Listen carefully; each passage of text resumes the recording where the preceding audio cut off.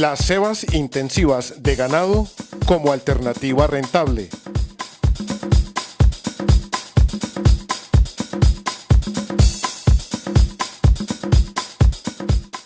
Señores televidentes de TV Agro, nos encontramos hoy en un programa de cebas intensivas y semi-intensivas de excelencia empresarial ganadería, quien viene manejando por todo el país esta tecnología de punta para mostrarle a los ganaderos la verdadera rentabilidad y el gran negocio que existe en las cebas intensivas y semi-intensivas con pasto mar alfalfa, maíz forrajero y otras alternativas que tenemos.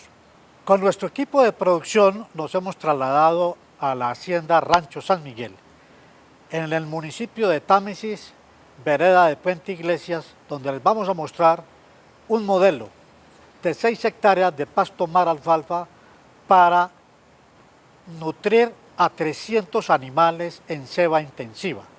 Vamos a ver aquí ganado cebú comercial y razas de doble propósito como el Simbra y como el Brangus, para que ustedes vean las diferencias en cuanto a ganancias de peso, rentabilidad y rendimiento económico.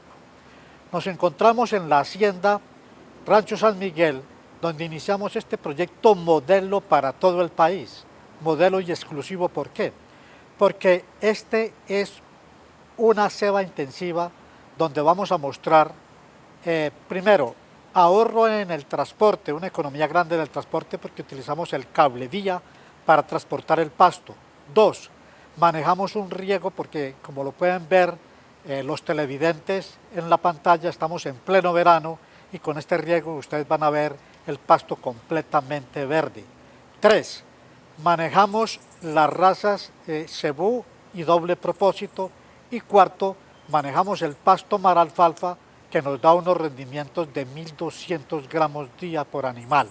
Este es un modelo que con alianza, que excelencia empresarial con alianza, con la Hacienda San Miguel del doctor Elkin Hernández, hemos logrado establecer un programa piloto que nos dé y nos muestre la alternativa negociadora de poder tener mayor rentabilidad en cuanto a la ceba intensiva y semi-intensiva de ganado de ceba.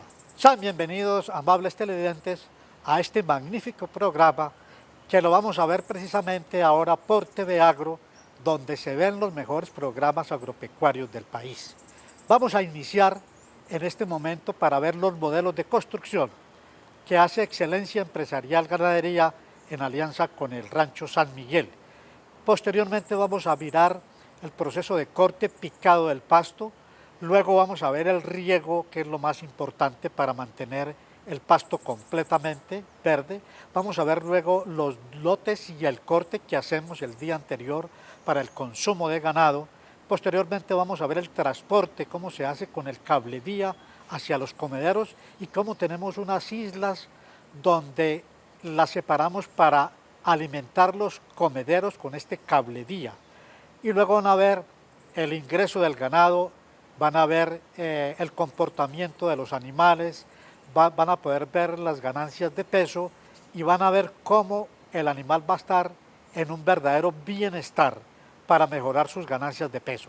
Vamos a ver ganado cebú y ganado de doble propósito como el Simbra y el Brangus. ¿Qué son las cebas intensivas? Es el sistema de explotación cuyo objetivo principal es la producción de animales jóvenes entre 18 y 24 meses para así obtener un producto de excelente calidad, carne tierna, sabor, proteína y mayor gustosidad. El país tiene alta demanda de carne joven y ya no es aceptable el ganado cebado de 4 a 5 años debido a que tiene mucha fibra, grasa y por lo tanto la carne es muy dura y de poca aceptación en los mercados tradicionales. La tendencia actual de los mercados nacionales y extranjeros es consumir carne con alta cantidad de proteína, menos fibra y mejor sabor, para lo cual no interesa tanto el precio, sino la calidad y terneza del producto.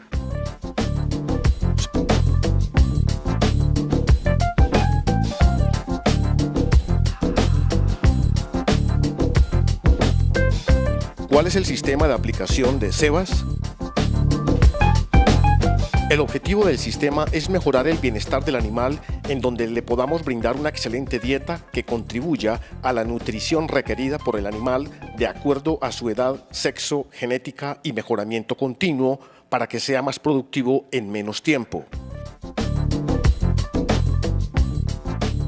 ¿Qué tipo de alimentos sirven para las cebas intensivas? Agua, minerales, macrominerales, microminerales, energía, vitaminas, proteínas y fibra con pastura de corte y pastoreo de gramíneas con alto porcentaje de proteína que puedan ser asimilables y produzcan mayor cantidad de kilogramos de carne por hectárea. Su aplicación. Se aplica como pastura picada en verde, ensilada y enolada en una ración diaria de acuerdo al peso y a la genética del animal, en canoas en el piso, en restaurantes o establos adecuados para mejorar la productividad económica del animal. Hay otros sistemas que permiten mayor consumo y menos selectividad por parte del animal, como las cercas eléctricas y el pastoreo inteligente, que nos permite menos pérdidas de forraje por hectárea.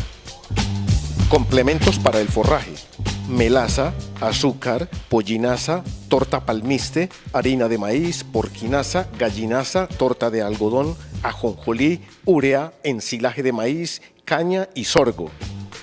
Razas con las que se emplean: cebú, doble propósito, cruces con europeos, Angus, Limousin, Simmental, Belga Azul, Piemontese, Santa Gertrudis, Hereford, etc. ¿Cómo se da la ceba en las diferentes razas? En el ganado cebú comercial se hace en 6 a 7 meses, iniciando con un peso de 300 kilos, ganancias de 900 a 1000 gramos por día.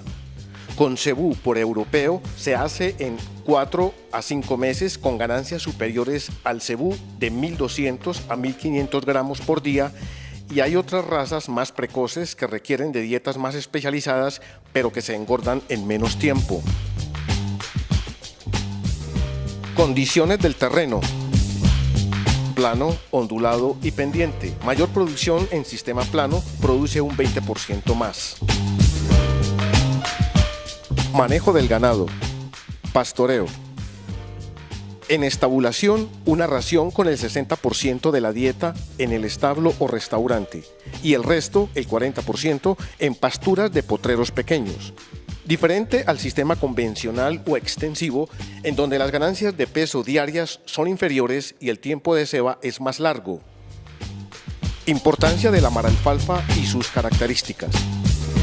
Es una pastura de corte con producción de 130.000 kilos de forraje cada 60 días, con capacidad para cebar 40 animales, con 17% de proteína, 12.2 de carbohidratos solubles, 17% de materia seca, 52% de fibra cruda, 59% de proteína digestible, proteína cruda del 17.30%, grasa del 2.1%, cenizas 13.50%, calcio 0.8%, magnesio 0.2%, fósforo 0.33%, potasio 3.3%, NDT 66.5%, FDN 54.05%, FDA 40.63%.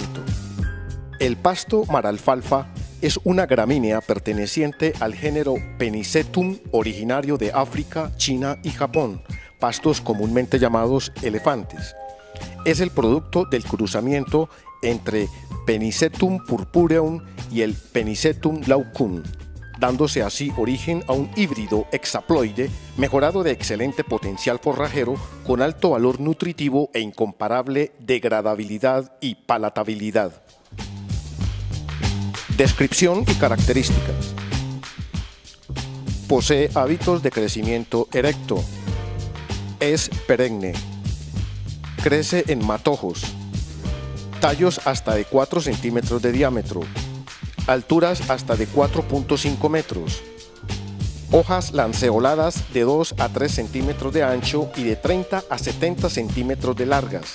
Espiga dura y rugosa, densamente pubescente, de 30 centímetros de largo, muy florecida. Menor distancia entre nudos. los que aumenta la producción de hojas. Un pasto híbrido que es promovido en el país como alternativa nutricional ganadera. Producto de alto rendimiento que ha reemplazado en gran porcentaje la utilización de alimentos concentrados.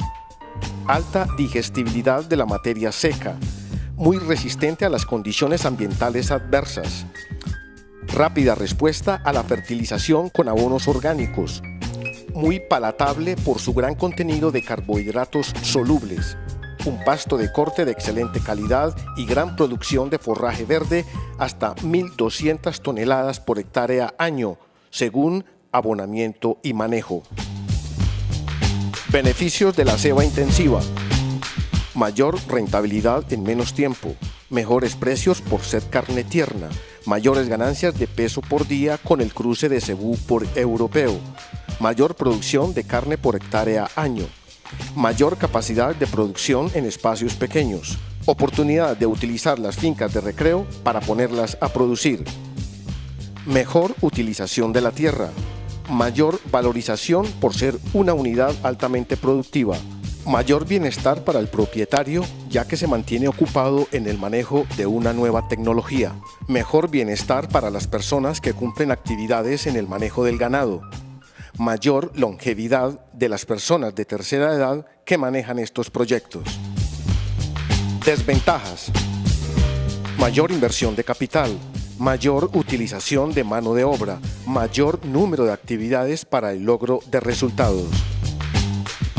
Rentabilidad: cada animal en 6 meses renta un mínimo de 350.000 pesos, obtención de la tasa interna de retorno en menos tiempo, mayor disponibilidad de efectivo para cumplir compromisos financieros.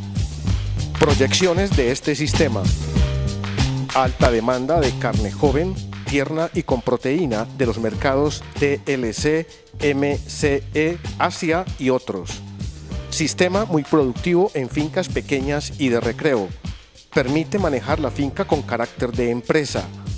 Oportunidad de iniciar la logística para producir carne orgánica con miras a la exportación. Una gran oportunidad para alcanzar el logro en el manejo de la trazabilidad. Mayor oportunidad de hacer transferencia de tecnología. Optimización en la aplicación de la tecnología de punta. Debilidades del sistema por parte de los ganaderos. En Colombia, las cebas intensivas y semi-intensivas vienen creciendo a diario, pero adolecen de tecnología de punta y es por ello que muchos las abandonan porque el ganadero colombiano no quiere ser primero agricultor para mejorar las pasturas de corte y pastoreo, que son la base de la nutrición del ganado de carne. Igualmente, otra debilidad es que un porcentaje alto de los ganaderos no tienen la mentalidad de empresarios y aún la manejan con registros mal llevados. Afortunadamente viene una nueva generación que se está capacitando y especializando en el tema, lo cual contribuye al crecimiento de este negocio.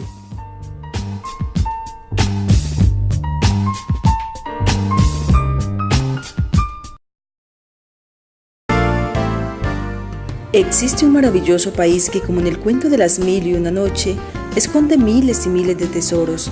Tesoros no solo representados en las cosas que en el siglo XXI aún no cuestan lo que valen, como el oxígeno, el agua, el suelo, la localización, sino un tesoro representado en sus gentes. Gentes de una raza altiva, emprendedora, capaz de realizar las más grandes obras. Ese maravilloso país tiene una bandera de solo 3 colores, que representan toda nuestra riqueza y nuestras heroicas gestas. Somos un país tropical donde los rayos del sol caen perpendicularmente en los 365 días del año, lo que nos permite sembrar y cosechar todos los meses. No se nos puede olvidar que todo lo verde que hay sobre el planeta Tierra es la transformación de la energía solar en clorofila. Colombia es un país donde la agricultura de subsistencia se puede sembrar de todo y en todos los climas, pues está localizado en el trópico. De toda esta riqueza, nuestro mayor activo es la gente, esa gran mayoría de seres nobles, honestos y trabajadores que somos los colombianos. Colombianos y científicos como el Dr. Fabio Ernesto Aristizábal y todo su grupo de alquimistas le han apostado a este extraordinario país, entregándonos su sabiduría y años de estudio y profundización sobre una sana agricultura, ganadería de tipo exportación y una base microbiológica tecnológica al servicio de los países latinoamericanos.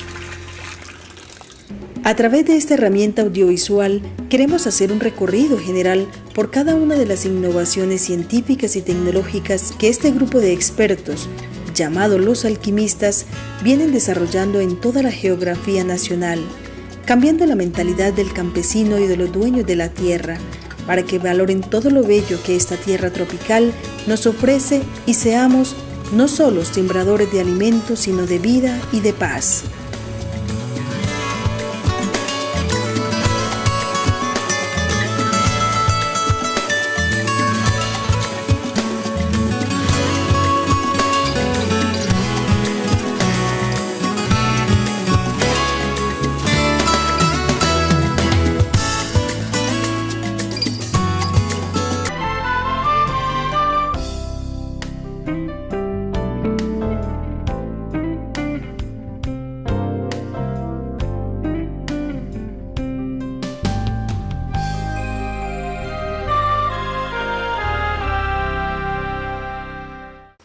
Hoy estamos en este hermoso sitio, en algún rincón de la República de Colombia, en el Valle del Cauca. Este proyecto que vamos a presentar hoy es el avance del segundo Seminario Internacional de Ganadería Industrial en el Trópico. Y hoy vamos a tratar temas muy puntuales.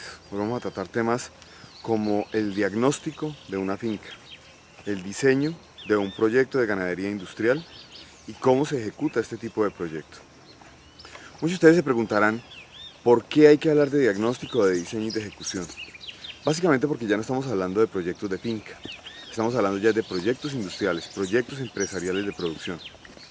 Y para poder hablar de proyecto empresarial tenemos que hablar de cosas fundamentales como la unidad financiera, la unidad de costo, la unidad de gasto y el factor de rentabilidad que producen ese tipo de modelos. Como ya ustedes me han escuchado varias veces, hoy en Colombia se está manejando un animal por 2 hectáreas, con rendimientos promedio anuales en el factor diario de 350 gramos, lo que nos da un factor de rentabilidad de 175 gramos día por hectárea, en bruto, no en neto. Cuando hablo de bruto, es la utilidad general presentada por la unidad cárnica del animal. No hemos sacado costos, no hemos sacado gastos, no hemos mirado cuáles son realmente las condiciones que necesita ese animal para poder generar esos 350 gramos. Y si miramos 350 gramos, amigos de Vida y Campo, hoy en Colombia esos 350 gramos están representando algo así como 950, 975 pesos de rentabilidad diaria. Eso quiere decir algo así como 30 centavos, algo así como 25, 26 centavos de dólar. Entonces ese factor de rentabilidad realmente es muy bajo lo que estamos buscando en estos sistemas de producción industrial. Cuando hablamos de sistemas de producción industrial estamos hablando de que una finca deja de ser finca, se convierte en empresa y una hectárea ya no debe alimentar medio animal, sino una hectárea nos debe alimentar entre 30, 40 y 50 animales. ¿Por qué 30, 40 o 50? Porque cuando hablo de 30 es cuando las bases de cultivos están todavía tiernos, las bases de producción están jóvenes y los pastos de corte todavía no tienen un factor de macollamiento para darnos un factor real de rentabilidad. ¿Qué quiere decir?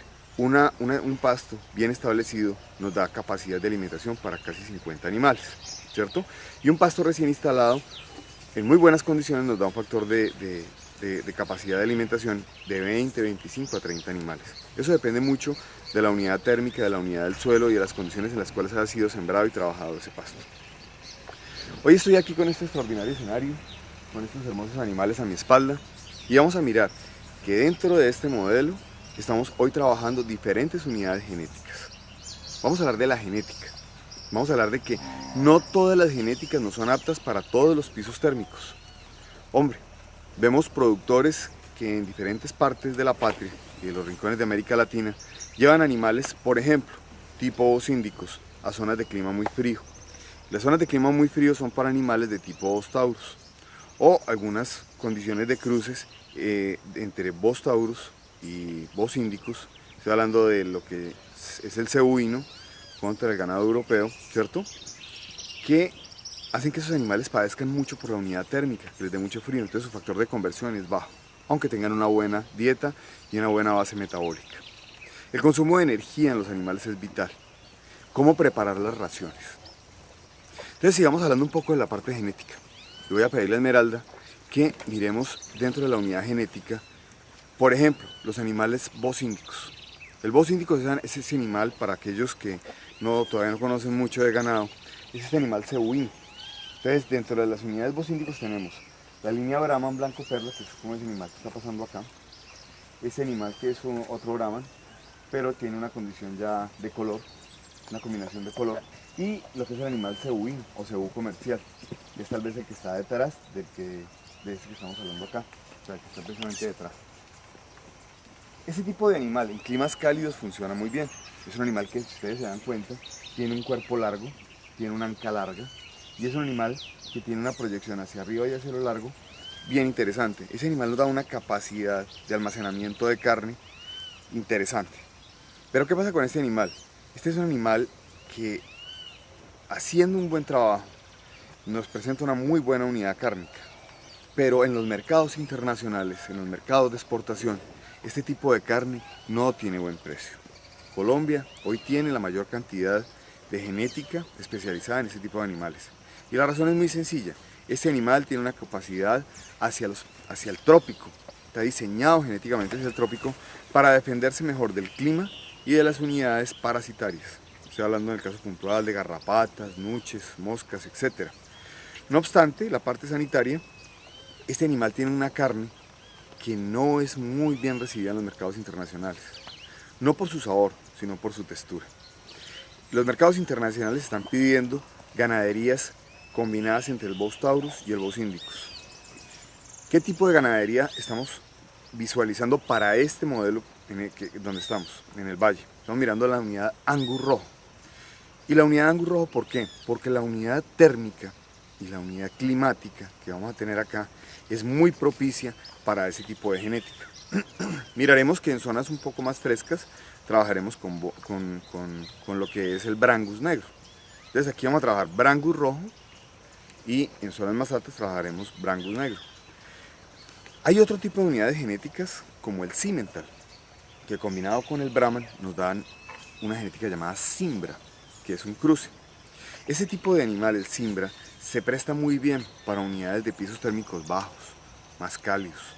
El Limousin por el Brahman, que es lo que llamamos el Limbra, es un animal que también se presenta muy bien para ese tipo de unidades térmicas. Entonces, dependiendo del piso térmico tenemos que calcular nuestra genética, porque los animales necesitan unas condiciones específicas de clima, de medio, de alimento, etc., para poder llegar a tener una ganadería de óptimo rendimiento. Cuando hablamos del factor sanitario, hablamos de las condiciones que pueden afectar nuestra ganadería, nuestra hacienda, en el manejo de la parte de insectos, en la parte de ácaros, en la parte de ofidios y en la parte de mamíferos que son hematófagos. ¿Qué tipo de animales pueden incomodar a nuestra ganadería? Hablemos particularmente del punto de los insectos y de los ácaros. En el grupo de los insectos se encuentra la mosca y hay tres grupos de moscas que son bien complicados. Las Stomoxys calcitrans. Este grupo de moscas son hematófagas y al hablar de hematófagas quiere decir que se posan sobre el animal, lo pican, chupan sangre y lo incomodan. Este tipo de insecto pertenece a la familia de los dípteros, pero del grupo de los hematófagos, o sea, son parásitos de los mamíferos, de animales de sangre caliente.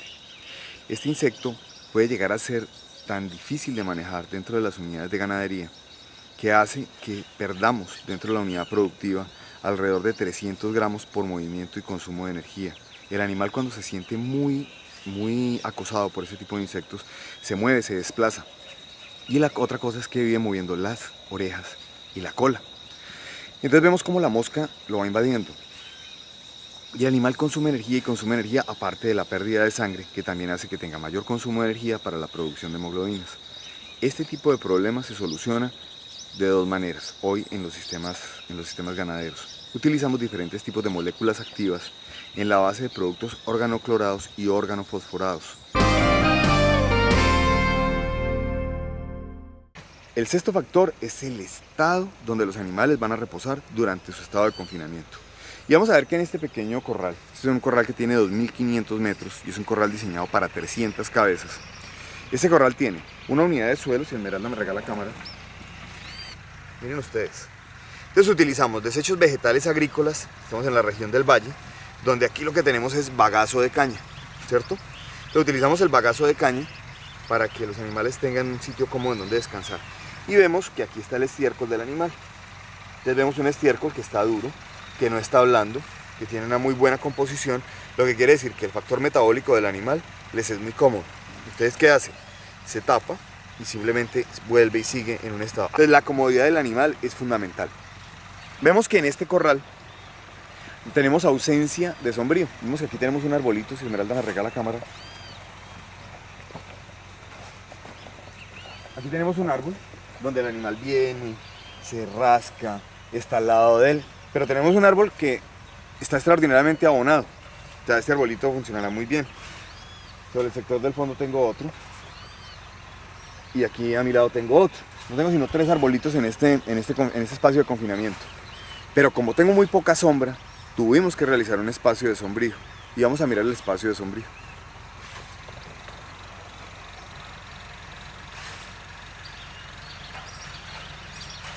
Aquí vemos, amigos de Vida y Campo, que tenemos una unidad de polisombra instalada sobre unas bases estructurales de rieles donde los animales tienen un espacio muy interesante en donde venir y tomar sombrío. Porque el sombrío es fundamental. Es otro de los grandes factores de pérdida que tenemos dentro de las ganaderías de rotación o ganadería extensiva. Qué tristeza que ustedes, amigos ganaderos, lleguen a los campos y tumben todos los árboles, absolutamente todos, para llegar y meter sus ganados a la exposición de los rayos cansinos del sol en un país tropical como Colombia, donde las temperaturas pueden alcanzar 40 grados centígrados al mediodía. Hombre, los animales también sudan, a los animales también les da calor, y el consumo de energía por efecto térmico de altas temperaturas es muy alto. Por ese factor podemos llegar a perder entre 200 y 300 gramos día. ¿Por qué? Porque el animal no tiene un solo espacio en donde sombrear. ¿Quién puede comer? ¿Quién puede descansar cuando el sol lo tiene fatigado? Absolutamente nadie.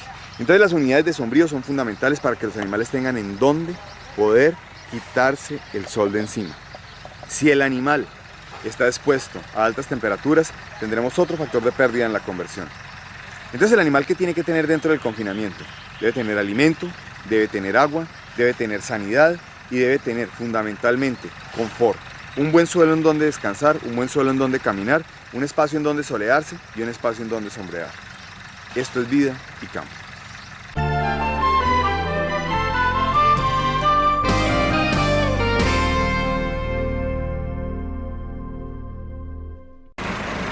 El trabajo que hacemos en la base de nutrición de los animales debe ser, cuando hablamos de confinamiento, es una unidad industrial mecanizada. Este tipo de trabajo realizado a mano es muy difícil. Aquí estamos viendo un proceso experimental donde estamos trabajando con un vagón común y corriente, que no es un vagón transportador de repartición, sino es un vagón donde se carga la comida y a través de la pala lo vamos descargando en los comederos. Este ejercicio para alimentar en este momento 100 animales, que es la práctica que tenemos en base experimental de prueba de corrales en este proyecto, se demora más o menos 6 minutos para alimentar 100 animales. Y tenemos 3 hombres, uno que maneja el tractor y 2 que reparten la comida. Base experimental. Cuando llegamos a la base industrial, los mismos 3 hombres tendrán que alimentar 1000 animales. ¿Pero cómo? Ya con vagones transportadores donde un solo hombre, llevando el tractor y llevando el vagón transportador, repartirá el alimento. Y vamos a ver un poco qué es lo que utilizamos para la base de nutrición del animal. Aquí vemos que tenemos maracuyá, cáscara de maracuyá, desecho de la cáscara de maracuyá.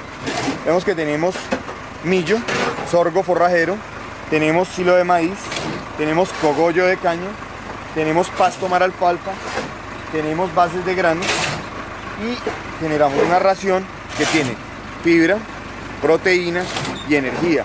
Esto es fundamental si queremos hablar de una buena etapa metabólica en la base de nutrición. Ya más adelante hablaremos de lo que son los probióticos y los prebióticos, bases fundamentales para que el rumen del animal sea lo que estamos buscando dentro de la nutrición del mismo.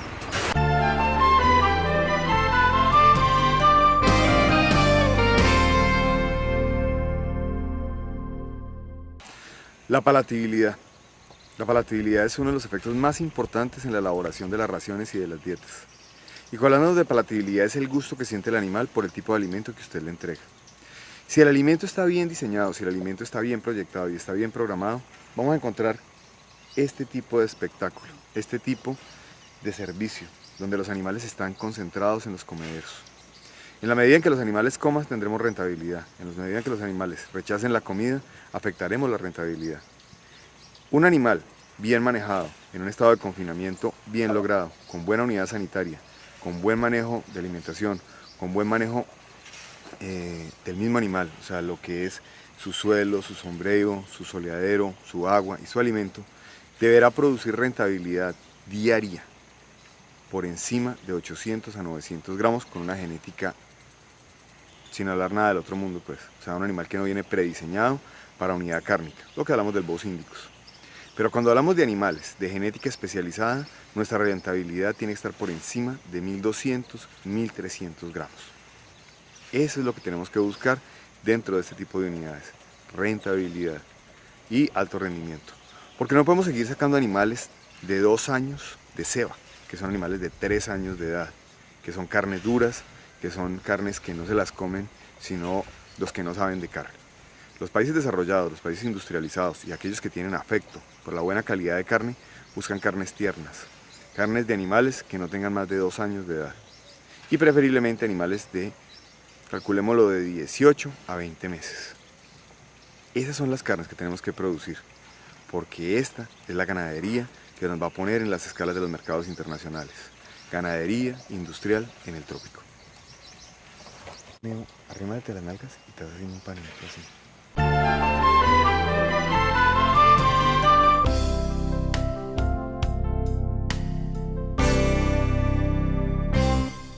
El agua. El agua es un asunto fundamental cuando hablamos de nutrición y de metabolismo, porque no podemos hablar de un agua estancada ni de un agua que esté en mal estado, o un agua que no tenga una condición en su parte mineral y en su parte microbiológica que sea justa y apta para que el rumen del animal se exprese en la forma como nosotros necesitamos. Como vemos en este momento, el agua que utilizamos en este tipo de canoas, este tipo de canoas es un diseño que se hizo desde la base de los alquimistas, donde tenemos unos sistemas que son en PVC. Nosotros no utilizamos la canoa ni en base metálica ni en base plástica.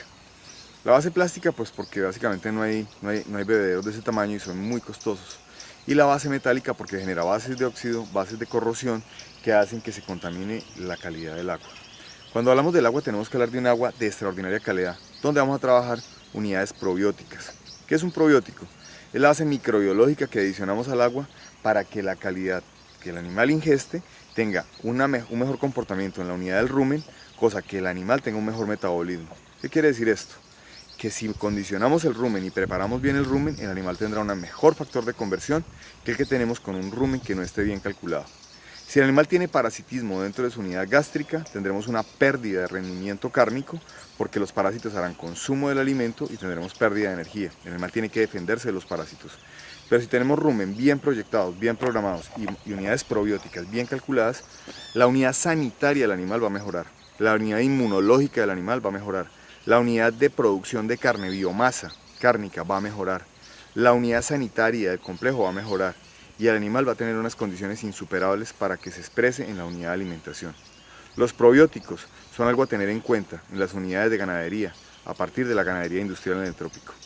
Este trabajo está enfocado desde el grupo de los alquimistas en cabeza del doctor Danilo Zuluaga, uno de los mejores científicos en las bases de microbiología y biotecnología que tiene el país, y es un hombre que ha trabajado con mucho ahínco en este tipo de desarrollos. Ya lo tendremos más adelante, cuando hablemos del próximo seminario internacional de ganadería industrial en el trópico.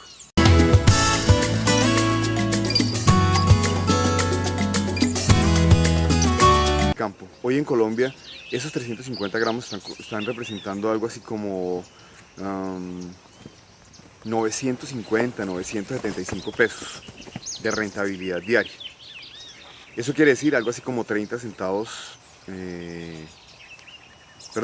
algo así como 25, 26 centavos de dólar. Entonces ese factor de rentabilidad realmente es muy bajo lo que estamos buscando en estos sistemas de producción industrial. Cuando hablamos de sistemas de producción industrial estamos hablando de que una finca deja de ser finca, se convierte en empresa, y una hectárea ya no debe alimentar medio animal, sino una hectárea nos debe alimentar entre 30, 40 y 50 animales. ¿Por qué 30, 40 o 50? Porque cuando hablo de 30 es cuando las bases de cultivos están todavía tiernos, las bases de producción están jóvenes y los pastos de corte todavía no tienen un factor de macollamiento para darnos un factor real de rentabilidad. ¿Qué quiere decir? Un pasto bien establecido nos da capacidad de alimentación para casi 50 animales, ¿cierto? Y un pasto recién instalado en muy buenas condiciones nos da un factor de capacidad de alimentación de 20, 25 a 30 animales. Eso depende mucho de la unidad térmica, de la unidad del suelo y de las condiciones en las cuales ha sido sembrado y trabajado ese pasto. Hoy estoy aquí con este extraordinario escenario, con estos hermosos animales a mi espalda, y vamos a mirar que dentro de este modelo estamos hoy trabajando diferentes unidades genéticas. Vamos a hablar de la genética. Vamos a hablar de que no todas las genéticas no son aptas para todos los pisos térmicos. Hombre, vemos productores que en diferentes partes de la patria y de los rincones de América Latina llevan animales, por ejemplo, tipo bosíndicos, a zonas de clima muy frío. Las zonas de clima muy frío son para animales de tipo Bos taurus o algunas condiciones de cruces entre Bos taurus y bosíndicos. Estoy hablando de lo que es el cebuino contra el ganado europeo, ¿cierto?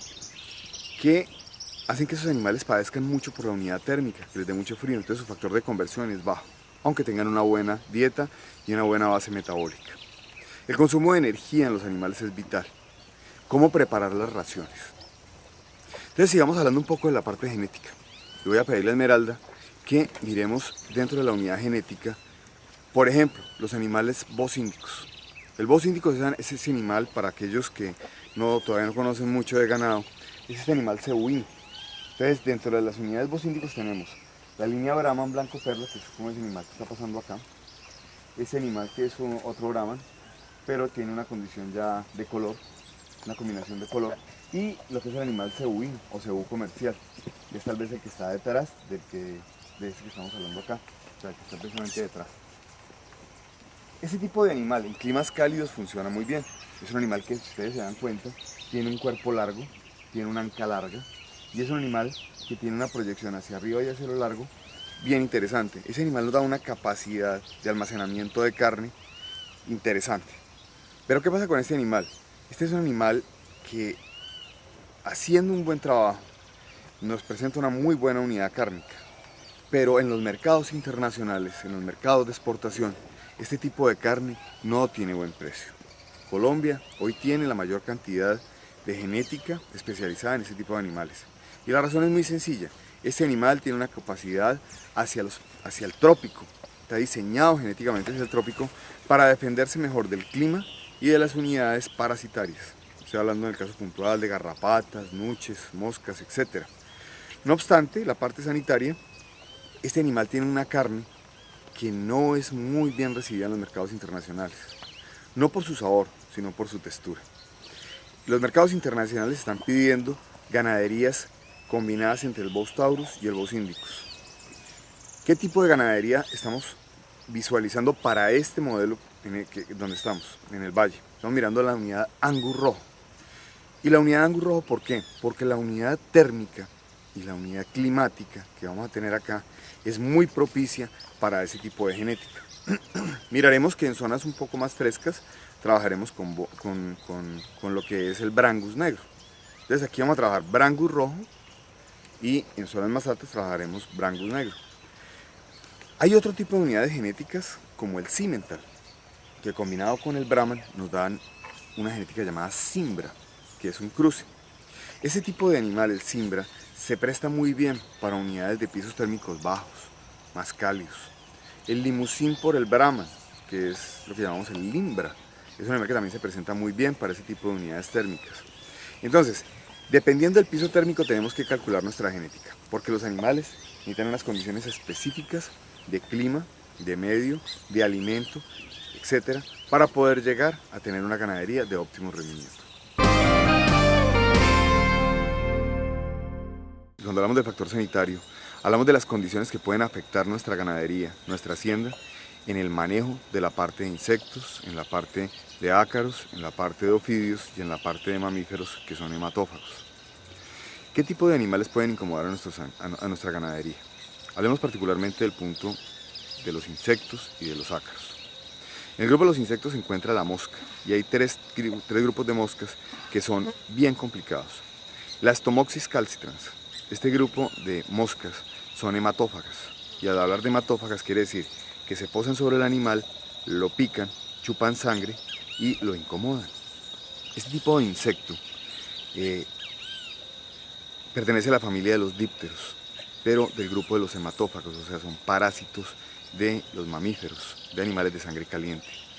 Este insecto puede llegar a ser tan difícil de manejar dentro de las unidades de ganadería que hace que perdamos dentro de la unidad productiva alrededor de 300 gramos por movimiento y consumo de energía. El animal, cuando se siente muy acosado por ese tipo de insectos, se mueve, se desplaza. Y la otra cosa es que vive moviendo las orejas y la cola. Entonces vemos cómo la mosca lo va invadiendo. Y el animal consume energía aparte de la pérdida de sangre, que también hace que tenga mayor consumo de energía para la producción de hemoglobinas. Este tipo de problemas se soluciona de dos maneras hoy en los sistemas ganaderos. Utilizamos diferentes tipos de moléculas activas en la base de productos organoclorados y organofosforados. El sexto factor es el estado donde los animales van a reposar durante su estado de confinamiento. Y vamos a ver que en este pequeño corral, este es un corral que tiene 2.500 metros y es un corral diseñado para 300 cabezas. Este corral tiene una unidad de suelo, si Esmeralda me regala la cámara. Miren ustedes. Entonces utilizamos desechos vegetales agrícolas, estamos en la región del valle, donde aquí lo que tenemos es bagazo de caña, ¿cierto? Entonces utilizamos el bagazo de caña para que los animales tengan un sitio cómodo en donde descansar. Y vemos que aquí está el estiércol del animal. Entonces vemos un estiércol que está duro, que no está blando, que tiene una muy buena composición, lo que quiere decir que el factor metabólico del animal les es muy cómodo. ¿Ustedes qué hacen? Se tapa y simplemente vuelve y sigue en un estado. Entonces la comodidad del animal es fundamental. Vemos que en este corral tenemos ausencia de sombrío. Vemos que aquí tenemos un arbolito, si Esmeralda me regala la cámara. Aquí tenemos un árbol donde el animal viene, se rasca, está al lado de él. Pero tenemos un árbol que está extraordinariamente abonado. O sea, este arbolito funcionará muy bien. Sobre el sector del fondo tengo otro. Y aquí a mi lado tengo otro. No tengo sino 3 arbolitos en este espacio de confinamiento. Pero como tengo muy poca sombra, tuvimos que realizar un espacio de sombrío. Y vamos a mirar el espacio de sombrío.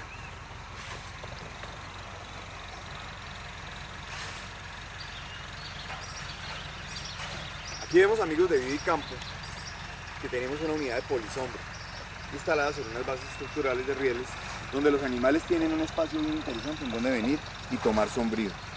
Porque el sombrío es fundamental. Es otro de los grandes factores de pérdida que tenemos dentro de las ganaderías de rotación o ganadería extensiva. Qué tristeza que ustedes, amigos ganaderos, lleguen a los campos y tumben todos los árboles, absolutamente todos, para llegar y meter sus ganados a la exposición de los rayos cansinos del sol en un país tropical como Colombia, donde las temperaturas pueden alcanzar 40 grados centígrados al mediodía. Hombre, los animales también sudan, a los animales también les da calor, y el consumo de energía por efecto térmico de altas temperaturas es muy alto. Por ese factor podemos llegar a perder entre 200 y 300 gramos día. ¿Por qué? Porque el animal no tiene un solo espacio en donde sombrear. ¿Quién puede comer? ¿Quién puede descansar cuando el sol lo tiene fatigado? Absolutamente nadie. Entonces las unidades de sombrío son fundamentales para que los animales tengan en dónde poder quitarse el sol de encima. Si el animal está expuesto a altas temperaturas, tendremos otro factor de pérdida en la conversión. Entonces el animal, ¿qué tiene que tener dentro del confinamiento? Debe tener alimento, debe tener agua, debe tener sanidad y debe tener fundamentalmente confort. Un buen suelo en donde descansar, un buen suelo en donde caminar, un espacio en donde solearse y un espacio en donde sombrear. Esto es Vida y Campo.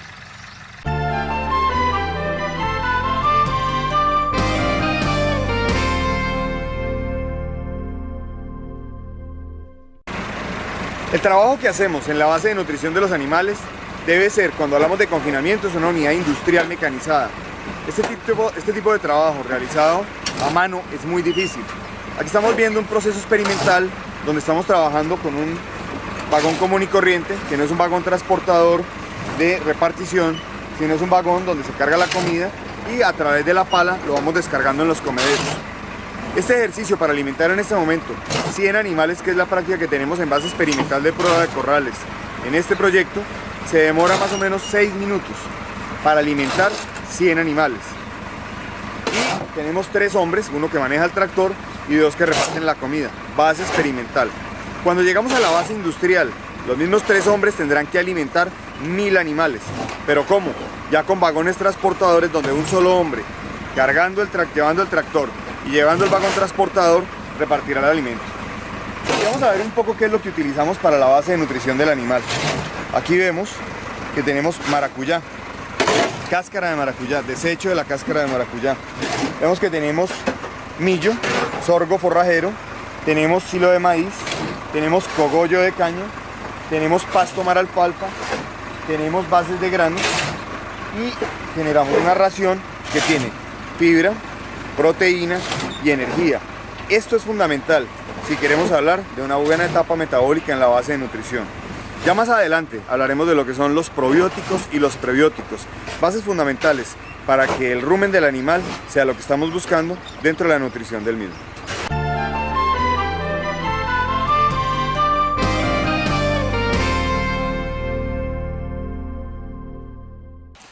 La palatabilidad. La palatabilidad es uno de los efectos más importantes en la elaboración de las raciones y de las dietas.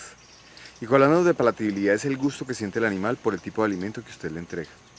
Si el alimento está bien diseñado, si el alimento está bien proyectado y está bien programado, vamos a encontrar este tipo de espectáculo, este tipo de servicio, donde los animales están concentrados en los comederos.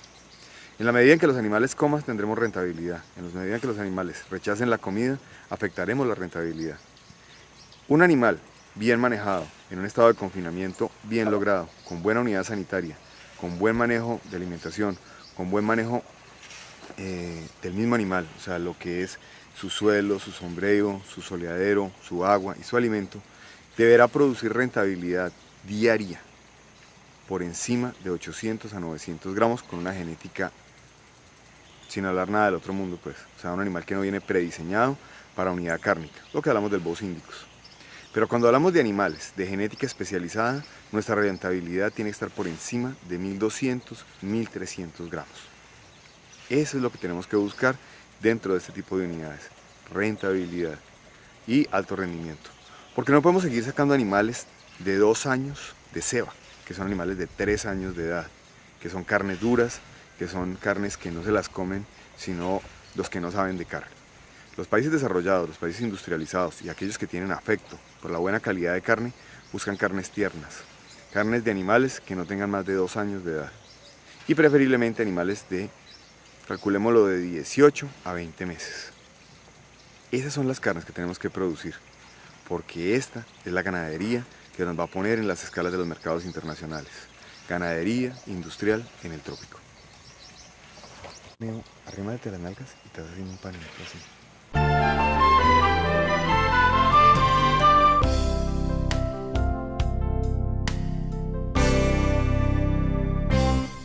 El agua.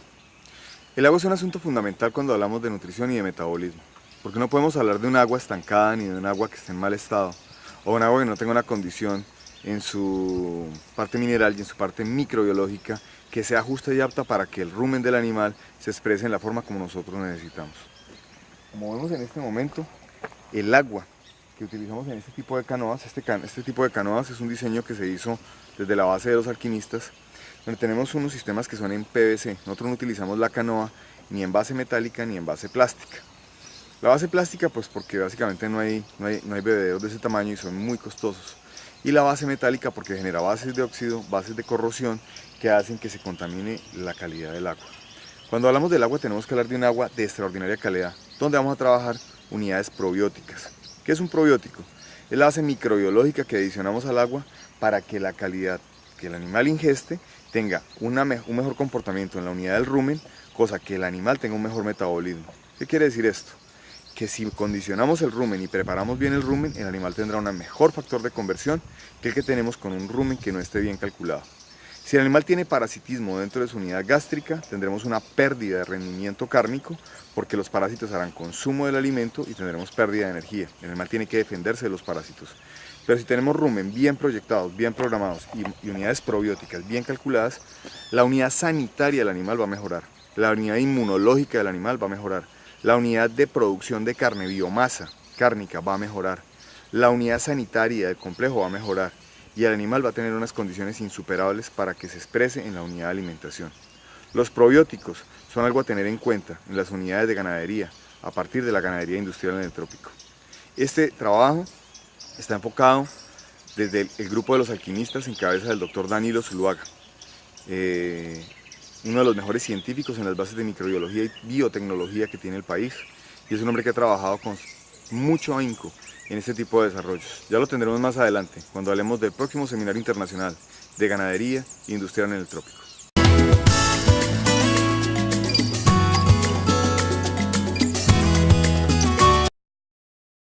Miren ustedes la sanidad de este pasto. Aquí tenemos un poquito de ataque de sol y vemos la caña.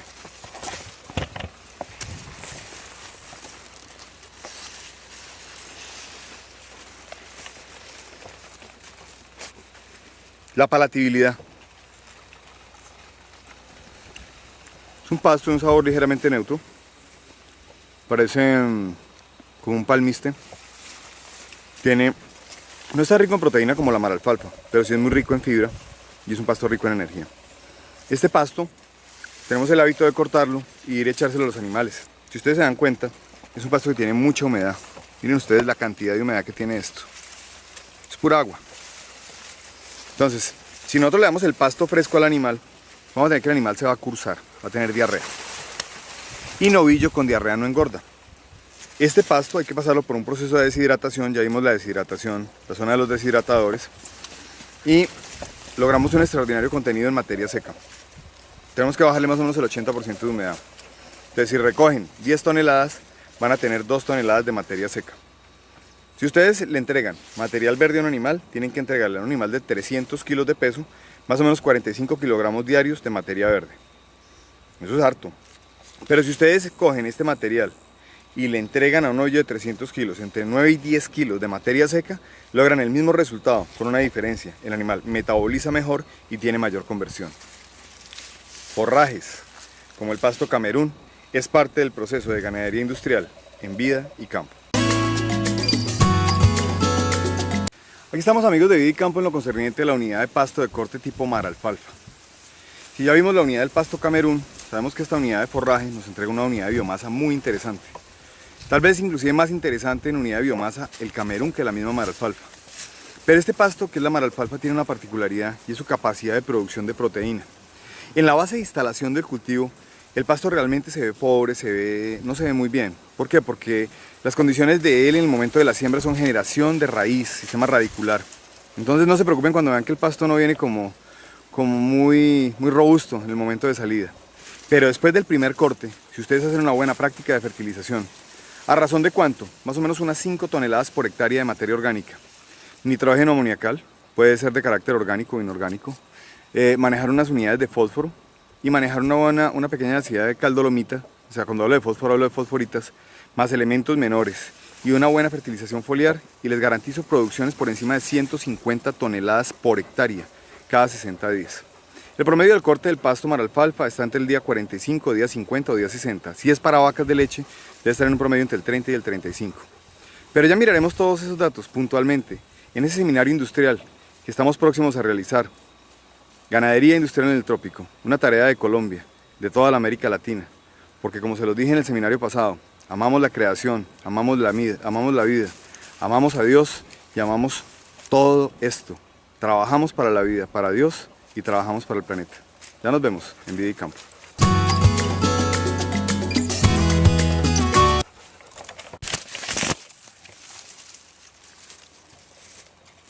Dale. Dale, habla. ¿Listo? Ya. Esta es una caña, amigos, de Vida y Campo de pasto maralfalfa. Todavía está tierra, un pasto que todavía hasta ahora está en proceso de instalación. Y vamos a ver qué palatabilidad tiene.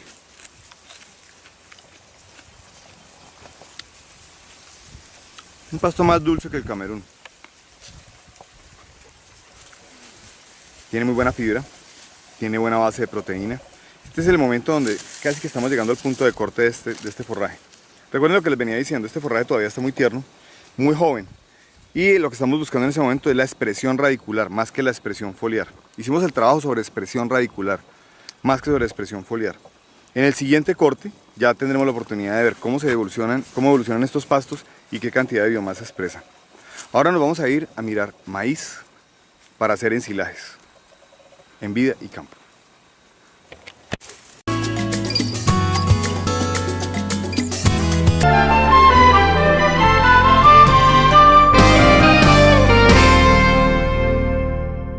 Amigos de Vida y Campo, hoy vamos a hacer un programa muy especial. Hoy estamos en ese hermoso sitio del Valle del Cauca y hoy vamos a mirar puntualmente los detalles de cómo se siembra, cómo se trabaja, cómo se cosecha, cómo se maneja el material de cosecha, en qué momento se debe cosechar, qué tipo de material estamos utilizando para procesar los alimentos de nuestros animales, de nuestras ganaderías, y vamos a mirar cómo se hace un proceso de ensilaje de una manera lógica. Hemos visto durante los últimos 50 años unos procesos de alta ingeniería o de media ingeniería donde utilizamos materiales de concreto para hacer silobúnkers, utilizamos materiales como canecas, utilizamos una serie de formas para hacer un ensilaje. Pero realmente es muy triste ver cómo los productores que hacen ese esfuerzo técnico por hacer una producción agrícola lógica pierden la gran mayoría de su silo por contaminación, por tener un estado aeróbico dentro de su silo. Los silos, amigos de Vida y Campo, son manejos de anaerobiosis. O sea, eso quiere decir que no debe haber ingreso de oxígeno o ingreso atmosférico dentro de la bolsa, solamente en el momento cuando vamos a hacer la retirada del material para llevarlo a la unidad de mezcla o premezcla directamente al comedero. Entonces, ¿cómo se hace un manejo de ensilaje? Se necesita maquinaria, se necesita tecnología y primero que todo se necesita conocimiento. No es coger un material, ir y meterlo dentro de un búnker o meterlo dentro de una caneca o dentro de una bolsa sin saber cómo manejarlo y cómo protegerlo. Vamos a mirar el tema puntual de los probióticos y los prebióticos. Vamos a mirar cómo trabajamos con bacterias celulolíticas, amilolíticas y proteolíticas. Bacterias que toman el material que llevamos en material vegetativo, lo procesan, lo asimilan en cierto modo y lo van degradando a bases de aminoácidos. ¿Qué quiere decir eso? Hay una predigestión del material en la unidad del silo. Cuando usted recoge ese material y lo lleva finalmente a la unidad de el comedero o a la unidad de premezcla donde usted le va a suplementar otra serie de bases para lograr fibra, proteína y energía de acuerdo al tipo de animal, de acuerdo a la unidad geográfica y de acuerdo al piso térmico donde vamos a trabajar. Recuerden, amigos de Vida y Campo, que el tema no es tener ganados de cualquier genética o de cualquier especie en cualquier unidad de piso térmico. Hay mucha gente en este momento que tiene ganadería cebú por encima de 2000 metros de altura y ese no es un sitio para tener un animal de la unidad Bosíndicus. Los animales bosíndicos son animales para tener a nivel del mar o hasta 1000 metros de altura, en zonas cálidas de clima seco. Entonces, vamos a mirar que la unidad genética también predomina en la unidad de conversión de nuestra ganadería. Entonces, si tenemos una buena base de nutrición de acuerdo al piso térmico y de acuerdo a la unidad genética que vamos a trabajar, vamos a lograr rendimientos bastante importantes. El objetivo de este trabajo es lograr rendimientos por encima de 1000 gramos diarios. Para muchos de ustedes, hablar de 1000 gramos ya de por sí es una cosa difícil, pero nosotros estamos hablando de mucho más de 1000 gramos, estamos hablando de 1200, 1300, 1400 o hasta 1500 gramos.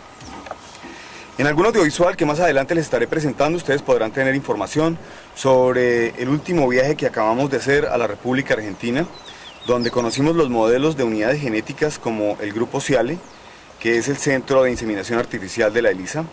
Vimos el proceso de MUNAR, que es otro proceso de inseminación artificial, manejo de embriones y de alta genética de la República Argentina. Estuvimos mirando los mejores sementales entre Brangus rojo, Brangus negro, Angus rojo, Angus negro. Vimos Bradford, vimos Hereford, y lo que vimos realmente nos dejó a la luz de la verdad, como que Argentina en este momento, y particularmente esta empresa de la cual hoy porto esta cachucha, esta gorra, perdón, es tal vez hoy la empresa con mejor condición tecnológica en genética del mundo. Vamos a tener la oportunidad de hacer un programa con nuestro amigo Oscar Vaquero, el presidente de una empresa que está radicada en Colombia que se llama La Nueva Argentina, de genética. Y vamos a hablar puntualmente de los mejores sementales de estas genéticas que estamos exponiendo, animales como corralero, animales como Old Wash, que son animales de la unidad genética Aberdeen Angus negro. Son animales espectaculares con unos promedios en rendimiento genético que vale la pena tener en cuenta. Vamos a ver en la unidad Brangus rojo, que es lo que nos conviene para esta unidad de piso térmico, animales como Teniente, animales como Brigadier, que son animales que tienen unas composiciones morfológicas, estructurales dentro de su anatomía y dentro de su unidad genética, que van a hacer que este tipo de proyectos ganaderos, amigos de Vida y Campo, logren los resultados en rentabilidad por producción cárnica que estamos buscando. Recuerden que estamos ubicados en una zona geográfica del planeta muy importante. Tenemos sobre la costa norte el Mar Caribe, el Océano Atlántico, estamos a las puertas del mercado americano, estamos firmando un tratado de libre comercio con los Estados Unidos. Tenemos hacia la zona occidental, el Océano Pacífico, que nos abre la oportunidad de tener todos los mercados del bloque asiático. Y tenemos que mirar algo importante, nosotros no podemos seguir produciendo carnes de animales revejidos de más de 3 años. Porque como muchas veces les he dicho en este programa, producir carne no es coger un animal de esteto de 150, 200 kilos y demorarse 1 año y medio, 2 años cebándolo porque los rendimientos no superan los 350 gramos diarios. Y estamos sacando una carne que no tiene una condición interesante para los mercados internacionales. Estamos sacando una carne dura, estamos sacando una carne de una calidad media-baja, por no decir que es carne que en este momento le interesa al mercado asiático y al mercado ruso. Estamos hablando de los grandes mercados y de mercados que son objetivamente finos, mercados de exclusividad, donde una libra de carne se paga en plato de mesa por encima de $30. Estamos hablando de que podemos producir carnes tipo corte Hilton, pero para hablar de corte Hilton ya tenemos la oportunidad de que Oscar Vaquero nos oriente en lo que es la unidad de los F1s, los 3/8, 5/8, de los cruces de Bos Taurus por Bos Indicus, en la unidad Brangus y en la unidad Bradford. Entonces vamos a ver, vamos a mirar cómo se hace la cosecha. La tecnología que ustedes van a ver en este audiovisual que estamos presentando hoy es básicamente lo que tiene Colombia. Estamos trabajando con un tractor chino que nos parece un producto interesante, un tractor de muy buena presentación, un costo moderado, muy por debajo de los tractores americanos con los que hemos venido trabajando. Y vamos a mirar cómo trabaja este tipo de maquinaria en unidad de campo. Es un tractor que tiene bloqueo, que se puede levantar, que tiene doble transmisión y es una máquina robusta, interesante. Y aquí estoy sentado en una maquinita cosechadora, una maquinita brasilera que funciona muy bien. Esta es una máquina de un solo surco, como ustedes pueden mirar, y esta máquina es la que nos sirve para hacer el oficio de nuestra cosecha. Vamos a mirar después en otros audiovisuales que estamos presentando cómo esto que tenemos hoy en Colombia, primero no lo estamos usando y segundo no lo estamos usando muy bien. Aquí estamos viendo cómo funciona. Para que este tractor recoja con este vagón y con esta cosechadora la carga del vagón, la lleva al sitio de ensilaje, o sea, desde el sitio de cosecha hasta el sitio donde hacemos el ensilaje y almacenamos, nos estamos demorando 53 minutos en una unidad de 5 toneladas. O sea, 5 toneladas para cosechar, transportar y ensilar 5 toneladas. Lo que vamos a mirar en el siguiente audiovisual que estamos preparando son unidades tecnológicas donde vamos a reducir la unidad de tiempo por debajo de 17 a 18 minutos entre cosecha, corte, transporte y ensilaje. Uno debe tener la cantidad de herramientas suficientes para poder ejercer la unidad de trabajo. Si trabajamos haciendo una unidad de cosecha a mano, a guadaña, no funciona. Funciona para pequeños proyectos donde el mismo productor, el mismo ganadero se encarga de efectuar la labor, porque no da una unidad tecnológica para unidades de confinamiento para trabajar a mano pagando salarios. No funciona, los costos no dan. Para que este tipo de modelo funcione en unidad de costo y en unidad de rentabilidad, tenemos que hablar de tecnología, tenemos que hablar de maquinaria y tenemos que hablar de personal capacitado para que ejerza la labor. Muchos de ustedes, amigos ganaderos que tienen sus camionetas, difícilmente se las sueltan a su mayordomo, porque ¿cómo le voy a prestar mi camioneta al mayordomo? Pero por el contrario le entrega el tractor, le entrega un vagón y le entregan una ganadería que vale 100 veces más que la camioneta. Entonces creo que estamos haciendo las cosas mal. Hay que capacitar a nuestro personal, hay que convertir a nuestros hombres en manos derechas y en especialistas en el desarrollo del manejo de nuestras maquinarias. Tenemos que ser especialistas en el trabajo, no solamente nosotros, sino nuestro personal. Entonces vamos a mirar pues cómo se hace un trabajo de cosecha, recolección, descargue y ensilaje de un vagón forrajero en una unidad donde vamos a trabajar maíz híbrido. En este proyecto, en Ganadería Industrial Tropical. A partir de este momento vamos a empezar la unidad de cosecha. Al fondo tenemos la maquinaria y vamos a ver cómo puntualmente va a entrar a hacer la recolección y cómo va a ser el trabajo de recoger la comida y en cuánto tiempo se hace el cargue. El maíz es una unidad bien importante cuando hablamos de las bases de proteína y las bases de energía. Recuerden, amigos de Vida y Campo, que es fundamental que los animales tengan una buena base de nutrición. Vamos a mirar pues cómo trabaja este proyecto y cómo trabaja la unidad de maquinaria con la tecnología que hoy maneja Colombia. Hoy es lo que estamos usando. Vamos a mirar.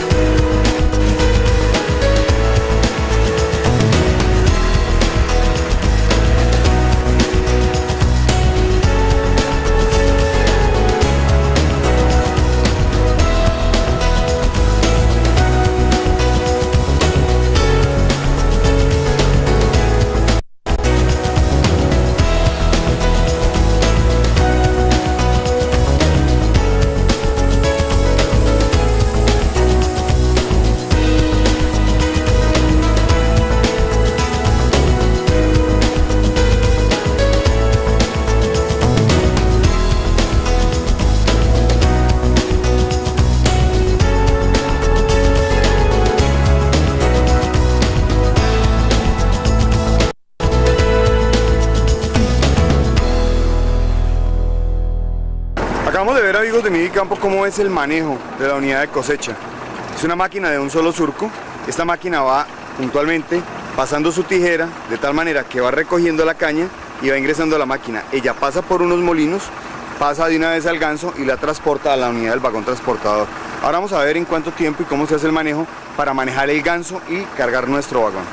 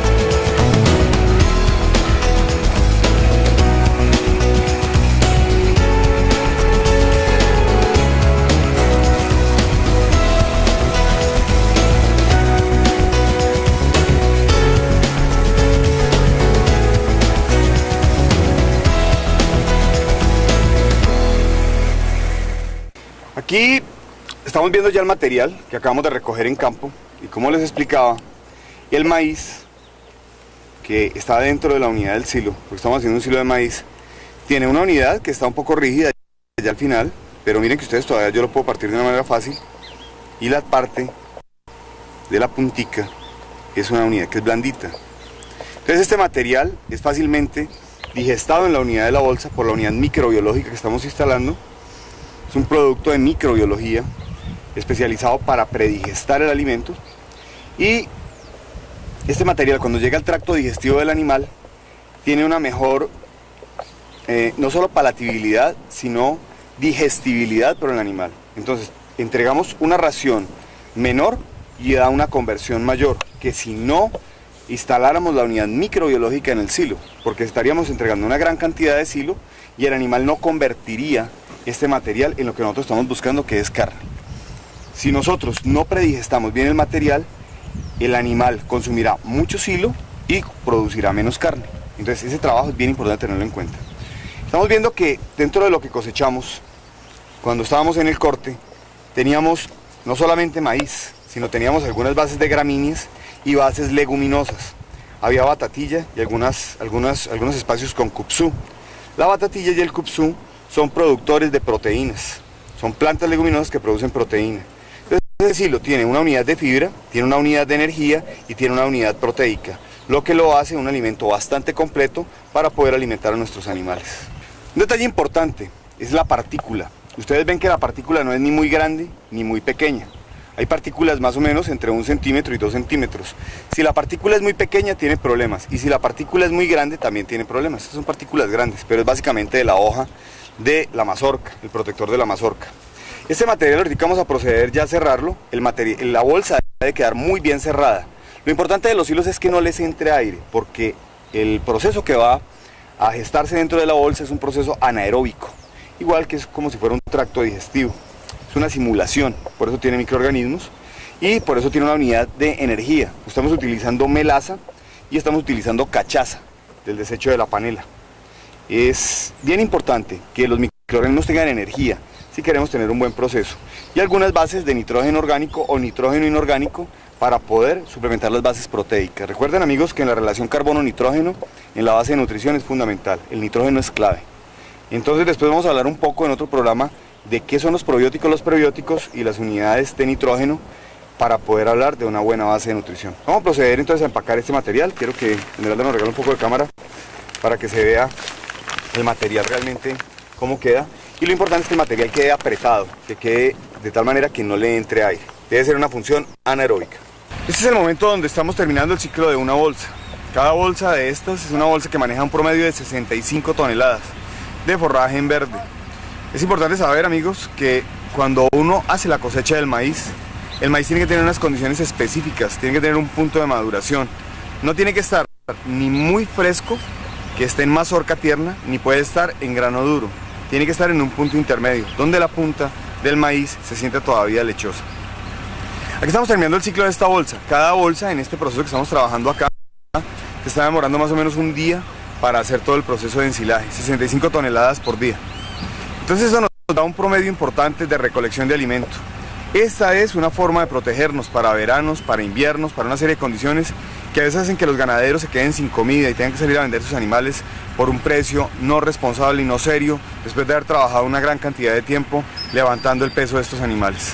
Guardar comida y saberla manejar es un tema bien importante en ganadería industrial tropical.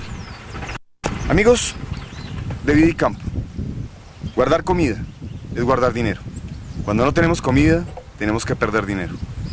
Este trabajo de ensilaje vale la pena que ustedes lo miren, vale la pena que ustedes lo estudien, para que más adelante Colombia pueda ser un no solamente extraordinario productor de carne, sino uno de los mejores exportadores de carne del mundo.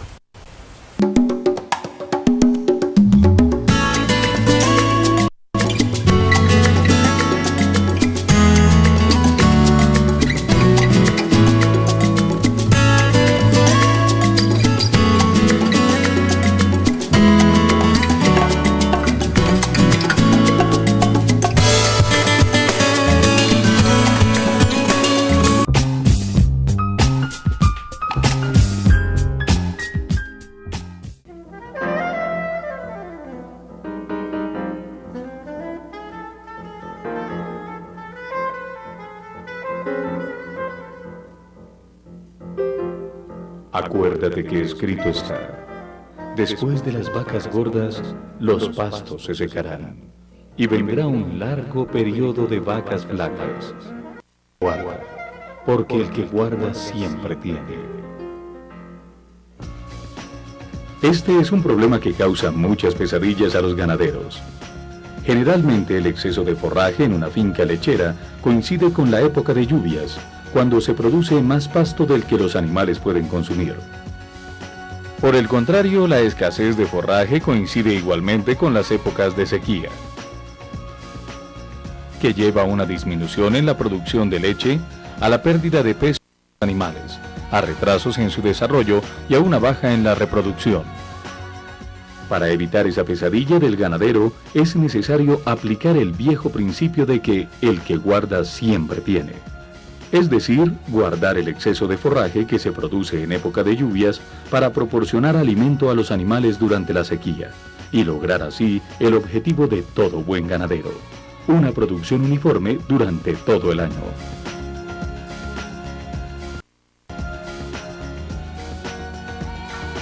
Conservar el forraje para épocas de vacas flacas ya no es un proceso tan complicado y costoso. Actualmente existen métodos sencillos y económicos que cualquier ganadero puede llevar a cabo, sin importar el tamaño de su hato lechero. Uno de ellos es el ensilaje, que vamos a conocer en detalle. ¿Qué es el ensilaje y para qué sirve? El ensilaje es un método muy antiguo de conservación de forrajes que consiste en colocar en silos los productos que se quieren conservar. El silo es una cavidad abierta en el suelo o un depósito edificado sobre el suelo. También puede ser un montón de productos colocados sobre el terreno. El objetivo del ensilaje es conservar el material guardado en las mejores condiciones, de tal manera que no sufra mayores pérdidas nutricionales durante el tiempo que permanezca en ese estado. Es importante tener claro que el ensilaje es un método de conservación, pero no de mejoramiento de los forrajes. Durante el proceso se presenta una pequeña pérdida de elementos útiles. Un ensilaje bien realizado ofrece múltiples ventajas para la alimentación del ganado en épocas de escasez, pues se puede conservar una gran cantidad de forraje por mucho tiempo. Manos a la obra, porque usted también lo puede realizar. ¿Qué se puede ensilar? Generalmente los pastos más apropiados para ensilar son aquellos que producen abundante follaje, que presenten un hábito de crecimiento que permita cosecharlo fácilmente en forma mecánica o manual. Además de los pastos, también se puede ensilar maíz, sorgo y residuos de cosechas. También mezclas de diferentes pastos y mezclas de pasto con leguminosas. Igualmente se ensilan papa y hortalizas forrajeras. ¿Cómo realizar un ensilaje? Hay dos cosas básicas para tener en cuenta al momento de realizar un ensilaje. El material. Es importante que el material que se va a ensilar sea de buena calidad y presente la menor humedad posible. Haga la siguiente prueba. Tome un poco del forraje. Oprímalo para comprobar que no escurre agua. Entonces está listo para ensilar. Si se ensilan materiales muy húmedos, al apisonarlos escurren agua y se generan bacterias que pudren la materia orgánica almacenada, dañando el ensilaje. Al momento de ensilar, se debe colocar una capa del material y luego añadirle melaza o azúcar para que el proceso de fermentación y producción de ácido láctico sea el apropiado. Se debe proceder así hasta el llenado del silo. El lugar de almacenamiento. La condición fundamental del lugar seleccionado para realizar el silo, bien sea entre la tierra o sobre la superficie, es que se pueda impermeabilizar y permita apisonar el material para sacar la mayor cantidad de aire. Es aconsejable limpiar bien el lugar y flamearlo para matar gérmenes que puedan afectar el material a ensilar.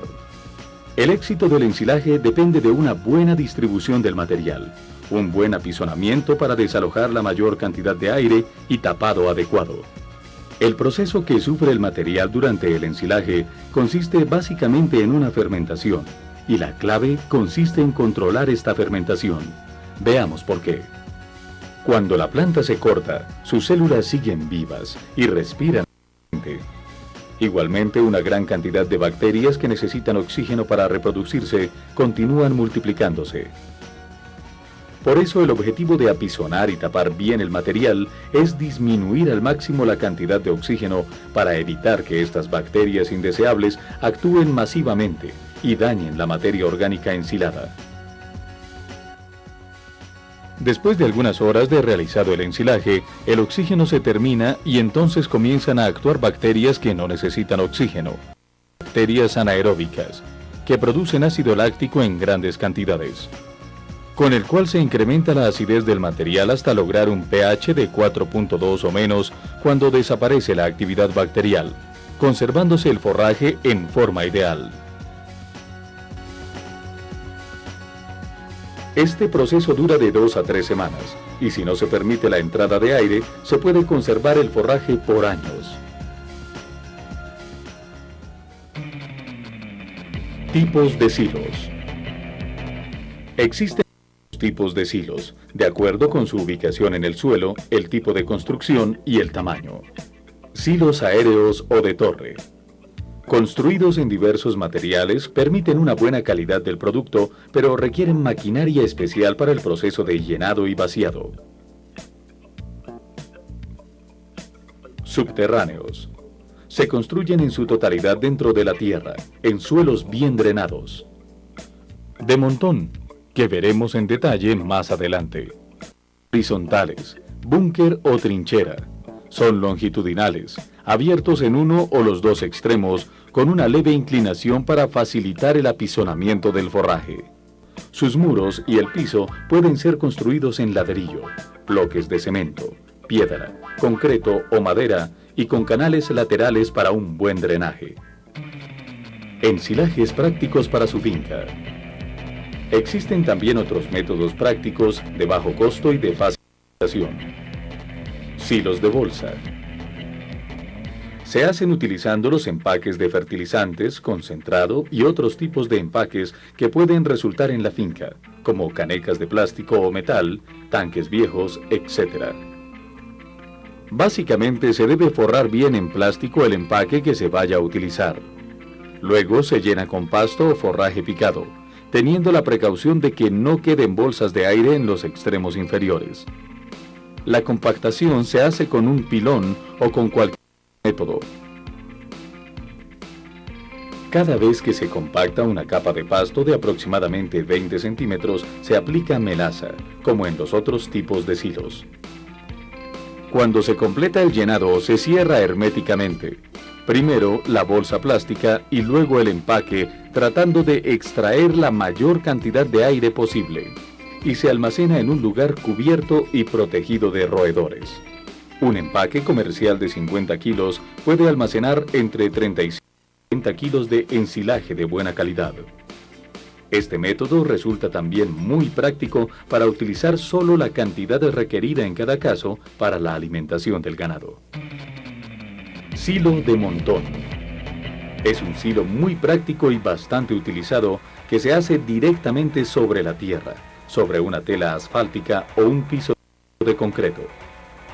En primer lugar, se debe escoger un sitio apropiado, de fácil acceso y que permita la recolección del forraje, su apisonamiento, como que el drenaje y el tapado. Se procede a extender el forraje picado en el área calculada de acuerdo con la cantidad de material a ensilar. Se procede entonces a apisonar el follaje para desalojar la mayor cantidad de aire posible.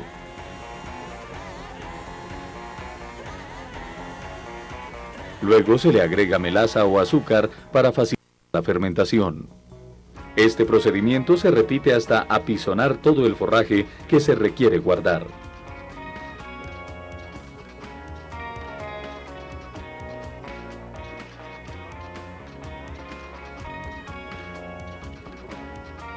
Por último, se tapa herméticamente con un plástico que se asegura al piso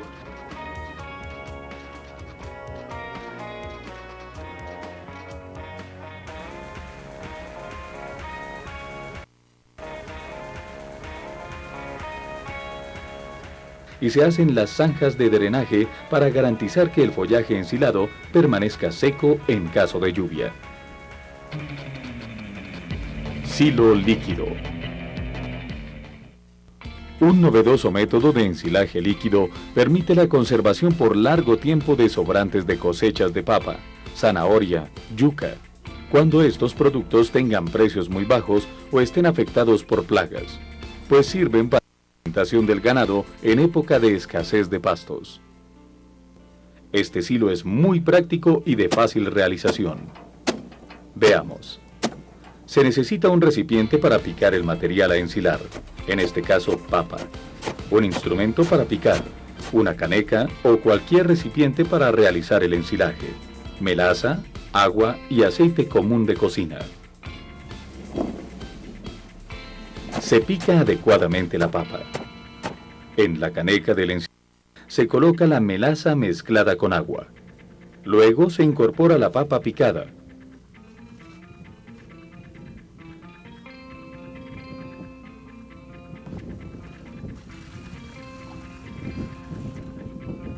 Y se añade agua suficiente para cubrir completamente el material picado.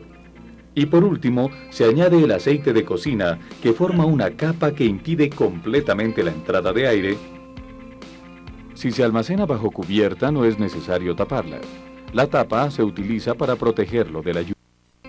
Con este método de ensilaje, el material guardado puede usarse a los 15 días, pero se puede conservar por meses y años. Basta con sacar el aceite que lo recubre, utilizar la cantidad que se quiera y volver a colocar la capa de aceite. Tenga en cuenta que nutricionalmente 4 kilos de papa equivalen a 1 de maíz. Alimentación de bovinos con ensilaje. La alimentación está directamente relacionada con el valor nutritivo del ensilaje, el cual depende de su composición química y digestibilidad. Además, la cantidad de ensilaje consumido depende del tamaño del animal, de la raza, del contenido de nutrientes y de la gustosidad del mismo. Veamos el consumo diario de ensilaje por bovino, según su estado productivo y edad de los animales. Vacas en producción, de 30 a 50 kilogramos día. Vacas secas, 30 a 40 kilogramos día. Novillas de 360 kilogramos, de 25 a 35 kilogramos día. Novillas de 300 kilogramos, 20 a 25 kilogramos día.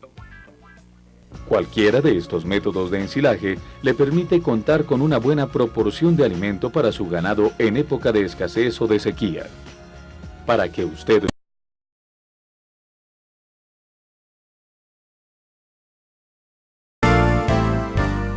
Existe un maravilloso país que, como en el cuento de las 1001 noche, esconde miles y miles de tesoros. Tesoros no solo representados en las cosas que en el siglo XXI aún no cuestan lo que valen, como el oxígeno, el agua, el suelo, la localización, sino un tesoro representado en sus gentes. Gentes de una raza altiva, emprendedora, capaz de realizar las más grandes obras.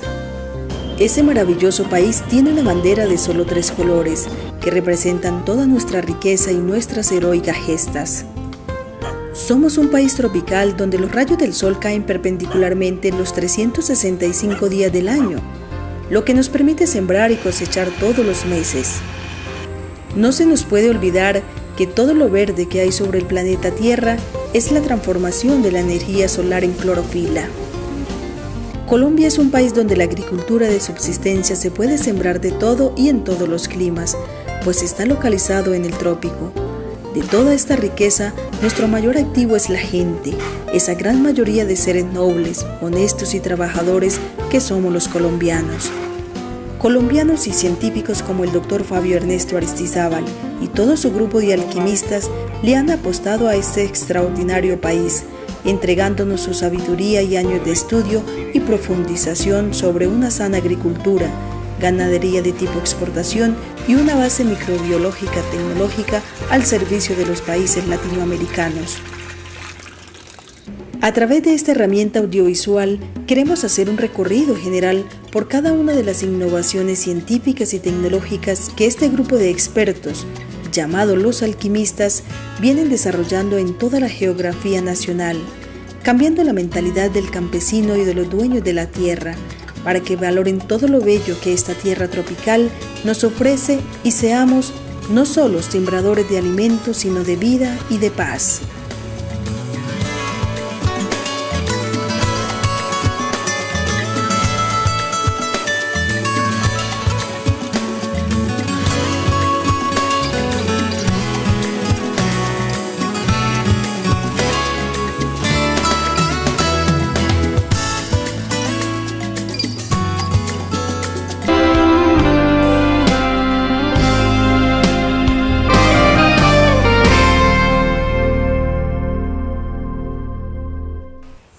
Amigos de Vida y Campo, bienvenidos a este programa y hoy vamos a tener un programa muy especial. Hoy vamos a mirar los diferentes puntos sobre la recolección de las excretas.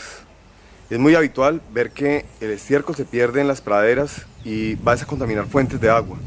Hoy en día la contaminación por desechos bovinos en fuentes de acueductos es bastante complicada. Es importante mirar que en las unidades confinadas nuestro estiércol se recoge con unidad mecanizada. Es diferente a un proceso de hacerlo a mano o a pala. ¿Por qué? Porque el rendimiento en horas de tiempos y movimientos es algo que es bien importante considerar a la hora de hacer los análisis financieros y las unidades de costos. Este material que ustedes están viendo acá duró más o menos 90 días en la unidad de potrero, en la unidad del corral de confinamiento, y en el tiempo que estuvo ahí fue trabajado con microorganismos de unidad mesófila. Se trabajó con una unidad que se llama Galileo. El Galileo es un producto que nos ayuda a inhibir los aromas, retiene la unidad de nitrógeno y nos ayuda a retener la unidad del carbono. Entonces, ¿qué quiere decir? No se está liberando metano y el corral no tiene mal olor. El otro producto que se utilizó fue Moisés Control B, que es un producto que utilizamos para control de mosca y control de garrapata y nuche. Ustedes vieron ese programa de Ganadería 1 donde explicamos puntualmente cómo los animales van cada vez tomando más resistencia y este tipo de insectos y este tipo de ácaros dejan ya de molestar a nuestros ganados. Tenemos pérdidas en ganadería por este tipo de manejo. Estamos viendo ya las pilas del material. Es un material que no tiene aroma, que no tiene un olor fétido, que no tiene un mal aspecto, tiene la humedad requerida y en este momento lo que vamos a proceder es a mineralizarlo y a trabajarlo con microbiología. Aquí vamos a hacer una reacción de unidad termófila y en una reacción de unidad anaeróbica, porque este material ya se va a proceder a organizar, biologizar y a tapar. Estaremos destapándolo más o menos entre 60 y 75 días. Y cuando lo destapemos, este material ya estará listo para pasar a alimentar las lombrices. O sea, primero las bacterias van a alimentarse con el material, lo van a reprocesar y ya estará listo para entregárselo a las lombrices.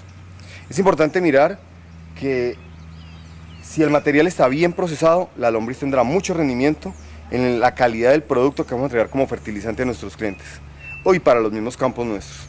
Pero si el material no está bien procesado, vamos a tener problemas para que la lombriz procese el mismo. Esto es Vida y Campo.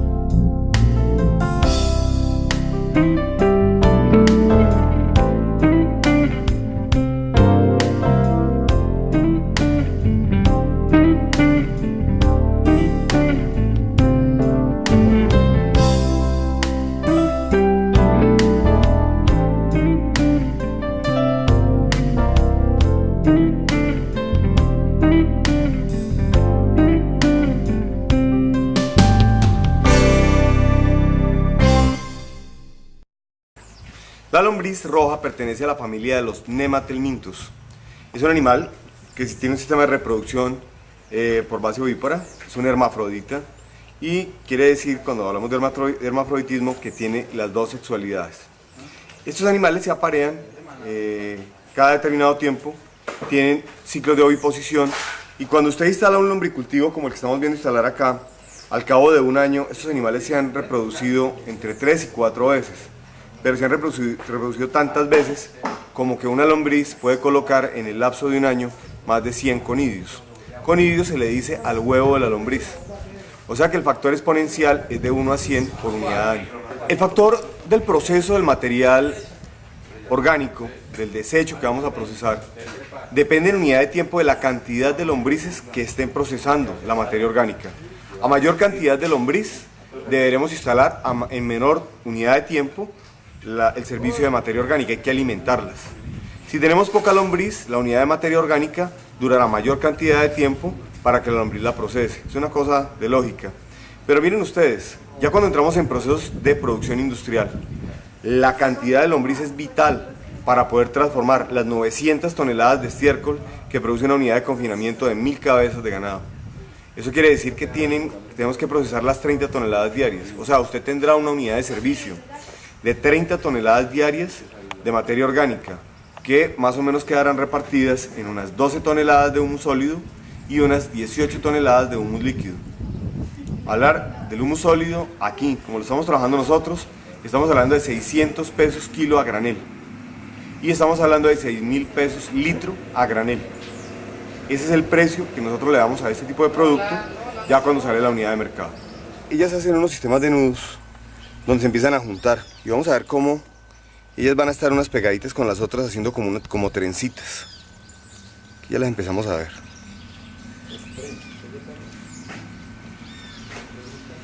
Aquí hay un proceso de apareamiento. Ahí se van soltando.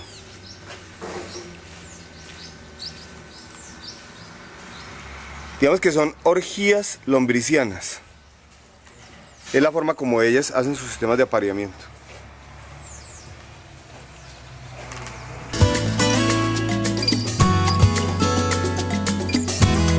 Amigos de Vivicampo, aquí ya estamos viendo el proceso de instalación de lo que son los sistemas de nebulización y manejo de humedad relativa para el riego del lombricultivo. Ustedes se preguntarán, ¿qué es lo que están viendo acá? La lombriz necesita un factor de humedad relativa para poder trabajar, como lo veíamos en algún documental de los ciclos anteriores. Ni muy seco, ni muy húmedo. Entonces estamos trabajando con un factor de humedad aproximado al 10 o al 15% del factor de la base general para empezar a producir lo que se llama el lixiviado. Ese lixiviado es básicamente lo que se va a convertir después en el humus líquido. Pero ese material va directamente a unos tanques donde se recoge y de ahí se bombea y vuelve a caer otra vez al lombricultivo. Tiene un sistema de recirculación. Aparte de eso, este material tiene cargas de energía. Hay que darle energía a la lombriz y hay que darle cargas en materiales minerales. Hay que mineralizar nuestro lombricultivo. Vamos a mirar cómo trabajan los microaspersores. La partícula debe ser una partícula nebulizada. Aquí estamos terminando de hacer el montaje y hay algunos microaspersores que todavía nos presentan unidades de chorrito. Es lo que tenemos que empezar a arreglar. Por ejemplo, este que tenemos acá está presentando una unidad que está saliendo en chorrito, no está saliendo como debería de salir. Entonces lo vamos graduando de tal manera que él se comporte mejor de como venía trabajando.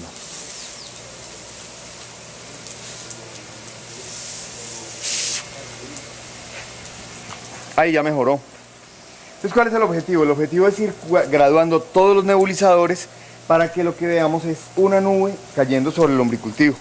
No deben de quedar charcas. Por ejemplo, allá tengo uno que está mal ubicado, mal instalado el microaspersor y se ve la charca. Dame cámara, por favor, Esmeralda. Ahí estamos viendo lo que no debe quedar dentro de la unidad del lombricultivo, que son las caídas de agua por goteo que nos producen encharcamiento. En cambio, miremos este que está acá. Aquí ya empezamos a ver que en la mayoría del sector el factor de nebulización está muy bien logrado y no tenemos factores de encharcamiento. Esa es una unidad de instalación, la que estamos viendo en este momento, que es de remoción. Este sistema de instalación es de remoción. ¿Qué quiere decir? Que el sistema que está instalado, en el momento en que consideremos, lo podemos levantar y lo podemos mover. Se llaman sistemas de remoción. Los sistemas de remoción son importantes porque cuando entramos con maquinaria a hacer la recolección ya de lo que es el humus y las canastillas donde pudimos recoger la lombriz, se retira el sistema de microaspersión y no tenemos problema para meter acá los bulldozers y las máquinas que van a recoger el material para pasarlo a las zonas de tamizado y a las zonas de empacado. Entonces este es el trabajo que hacemos para montar un lumbricultivo bien hecho. No es con jarras, no es con totumas, no es con baldes, no es con ese tipo de cosas. Es haciendo un trabajo que nos dé una calidad permanente en el producto. Si hacemos un trabajo de esta manera, vamos a tener un extraordinario producto. Si hacemos un trabajo donde a veces le echamos, a veces no le echamos, nuestro humus no va a tener unas condiciones de calidad para hablar de mercados.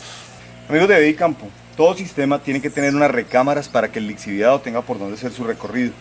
Esta cama tiene una inclinación de más o menos 3 a 5 grados desde la base principal, que es el otro sector, hasta este donde termina. Más o menos tiene unos 4 metros, 3 metros 80 de ancho, y el material empieza a llegar acá. Ella llega y empieza a lixiviar y empieza a corretear por acá. Aquí vemos una lombricita. Entonces, ¿qué pasa? Esto se cubre con el material, con el compost que la lombriz ha venido transformando y que tendrá que seguir transformando hasta que la cama esté lista.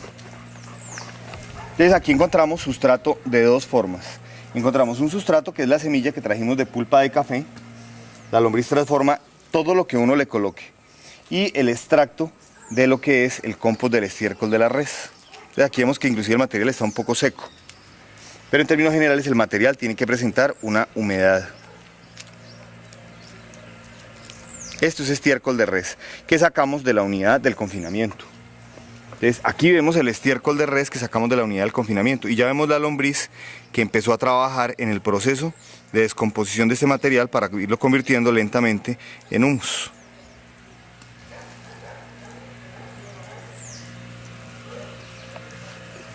Aquí estamos viendo que la lombriz ya empezó su fase reproductiva y vemos los conidios. Los conidios son los huevitos de la lombriz. Aquí lo estamos viendo. Aquí vemos otro. Aquí vemos otro. Y vamos a empezar a abrir a ver qué tanta hay. Miren, aquí se encuentra, amigos de Vidicampo. Y vamos a empezar a ver las lombricitas que están empezando a nacer en el proceso. O sea, ya cuando empieza a oclusionar el huevo.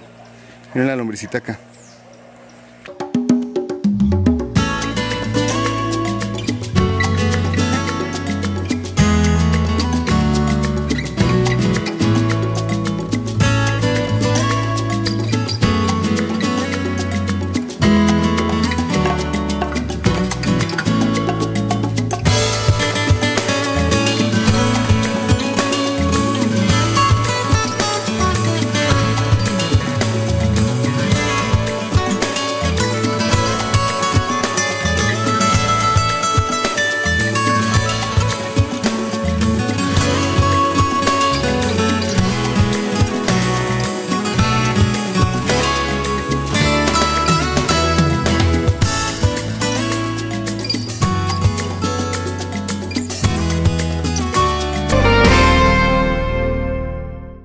Aquí vamos a mirar una cama que también lleva un proceso de unos 2 meses.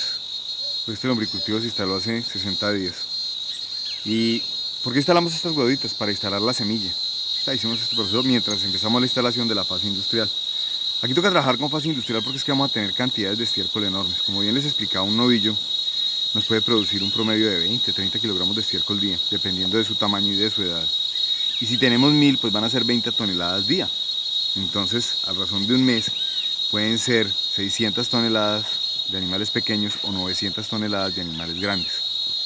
Entonces, 900 toneladas en un mes, pues es una cantidad bien importante que hay que saber procesar y que tiene que tener como un complejo industrial para base de producción de fertilizantes. Si usted es amigo de la agricultura orgánica, si a usted le gusta la producción limpia, si usted tiene intención de que sus productos tengan valor en el mercado, este es un recurso muy valioso. Vamos a mirar acá y voy a pedirle a Esmeralda que me regale un poquito de paneo.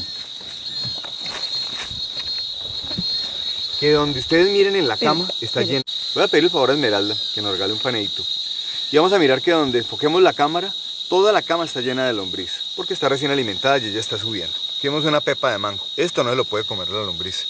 Eso lo sacamos. Pero vamos a empezar a mover la cama y vamos a empezar a ver la cantidad de lombriz que tiene esto. Miren ustedes, amigos de Vidicampo, la cantidad de estos hermosos trabajadores que tiene esta finca, este recurso, este proyecto tecnológico, esta empresa. Estos trabajadores que tenemos acá nos producen ese extraordinario fertilizante. Pero aparte de eso, se multiplican y se reproducen y podemos aumentar la cantidad. Son lo más agradecido que tiene este proyecto. Y ese es el principal recurso. Pero hay que saber hacerlo.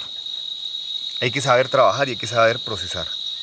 Ya al final voy a seguir bajando un poco y voy a empezar a mostrarles a ustedes cómo el material ya se empieza a convertir en humus. Miren la cantidad de lombriz y las profundidades en que están.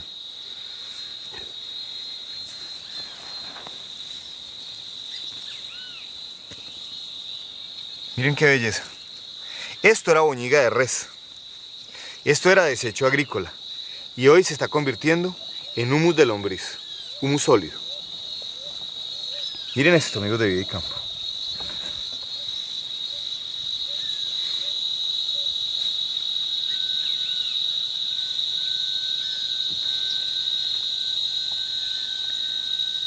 Hace rato no me untaba yo de humus. Una delicia. Ya está bueno para la piel.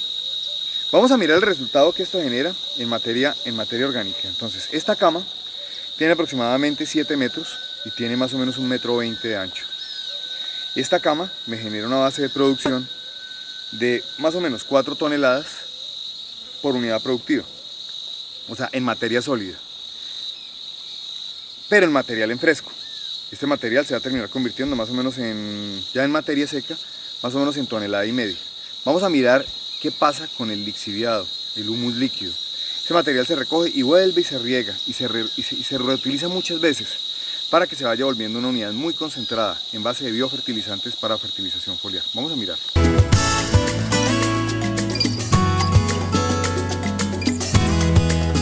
Como bien les explicaba, entonces este material se va regando, se va humedeciendo y ese material llega a esta recámara, que es este pisito de caucho que tengo acá. Y vamos a mirar este material que va quedando acá. Miren ustedes cómo empieza ya el orín y el estiércol de la lombriz a bajar. Yo lo que hago es que lo devuelvo otra vez allá, a la cama, para que él vuelva y se recircule. Y me va quedando este material que tengo aquí abajo, en esta fosa, que es el humus líquido. Miren ustedes la calidad y la condición de este producto. Este producto, ¿qué hacemos? Lo recogemos y lo llevamos a los recipientes.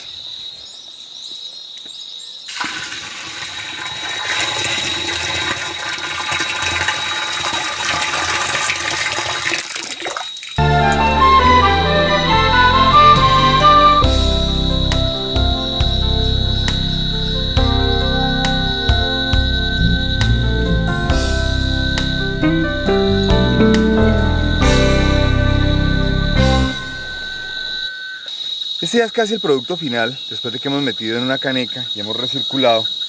Esta es la última caneca, la caneca donde ya empezamos a pasar de la segunda caneca a la primera caneca. Es importante, amigos de Vida y Campo, determinar que este tipo de insumos no pueden tener mal olor. No pueden oler a sifón, no pueden oler a cañería, no pueden tener un mal aspecto ni un mal olor. Entonces uno debe tomar el producto detenidamente y olerlo. Es un olorcito más bien neutro y el producto está en las condiciones ideales para ser envasado.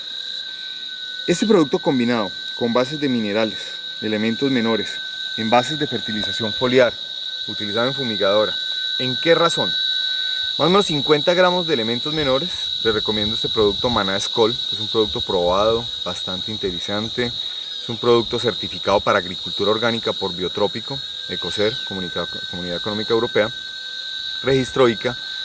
Y este producto, que se combina a razón de litro por fumigadora de 20 litros y los 50 gramos de este otro producto, es algo fascinante para cítricos, aguacate, café, pastos,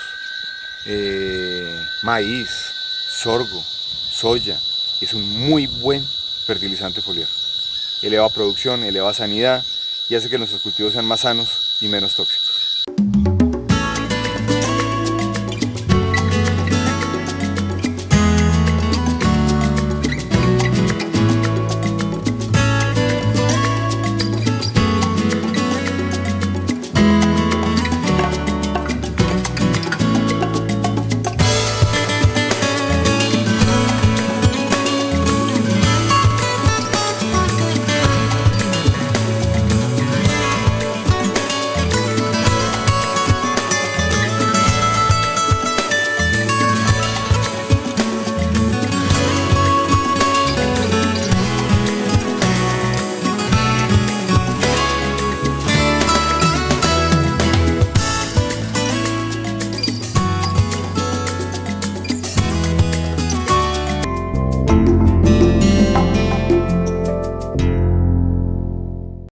Colombia, que es el segundo productor mundial de café, hubo un año en que alcanzó a secar 16 millones de sacos de café.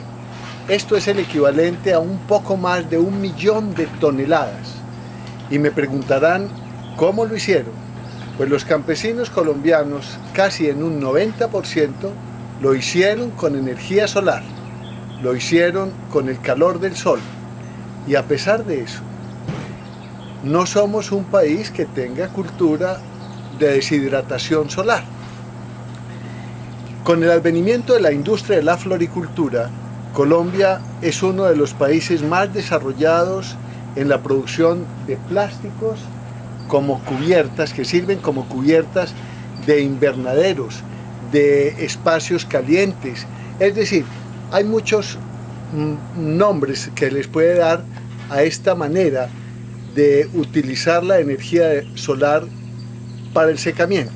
En estas marquesinas, por ejemplo, secamos cáscaras de naranja, cáscaras y semillas de mango, semilla de maracuyá, cáscara de maracuyá, todas las frutas que son alimento humano lo son también para alimentación animal. Y curiosamente, la cáscara muchas veces es mejor alimento que lo que hay adentro.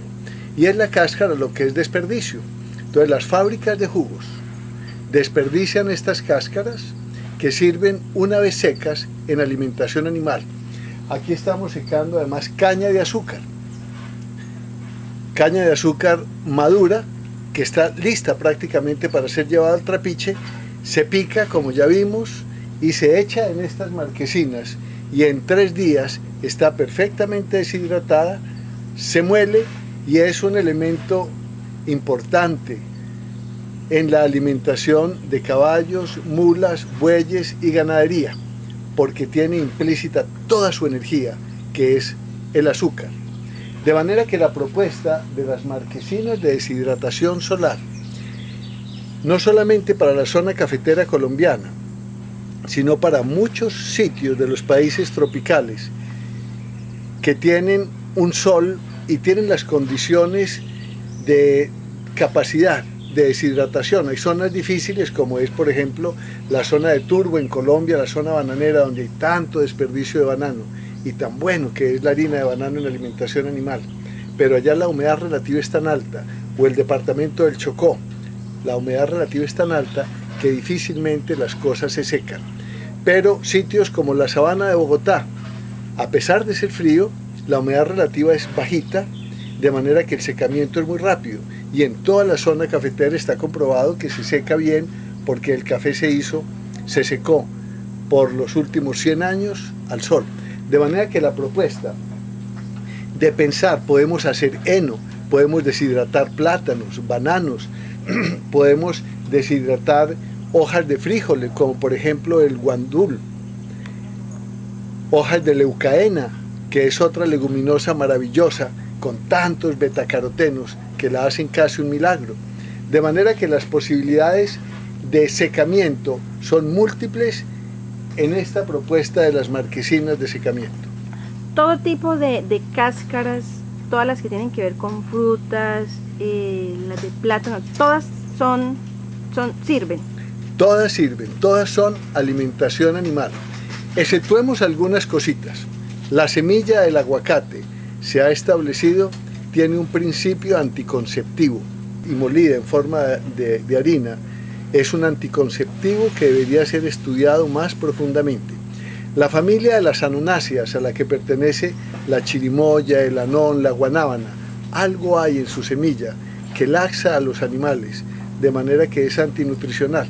Pero de resto, exceptuando estas, aguacate y las anonáceas, todas las cáscaras y todas las semillas son magníficas en alimentación animal. Hay unas mejores que otras. Por ejemplo, la guayaba es un prodigio. La semilla de la guayaba es otro milagro.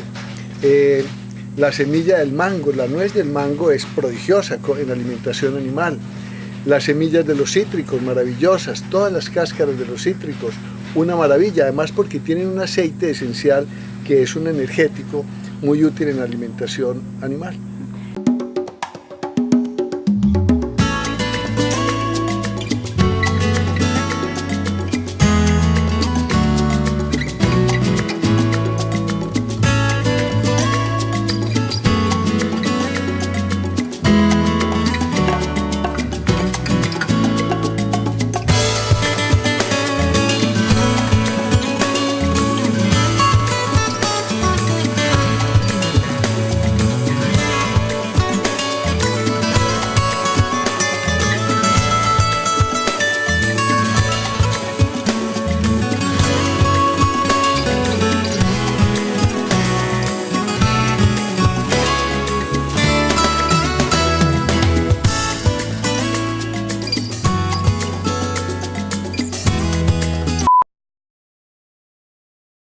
Hablar del agua, amigos de Vida y Campo y amigos latinoamericanos, es hablar de cultura, es hablar de matriz, es hablar de un sentido primario, que es saber a dónde pertenecemos.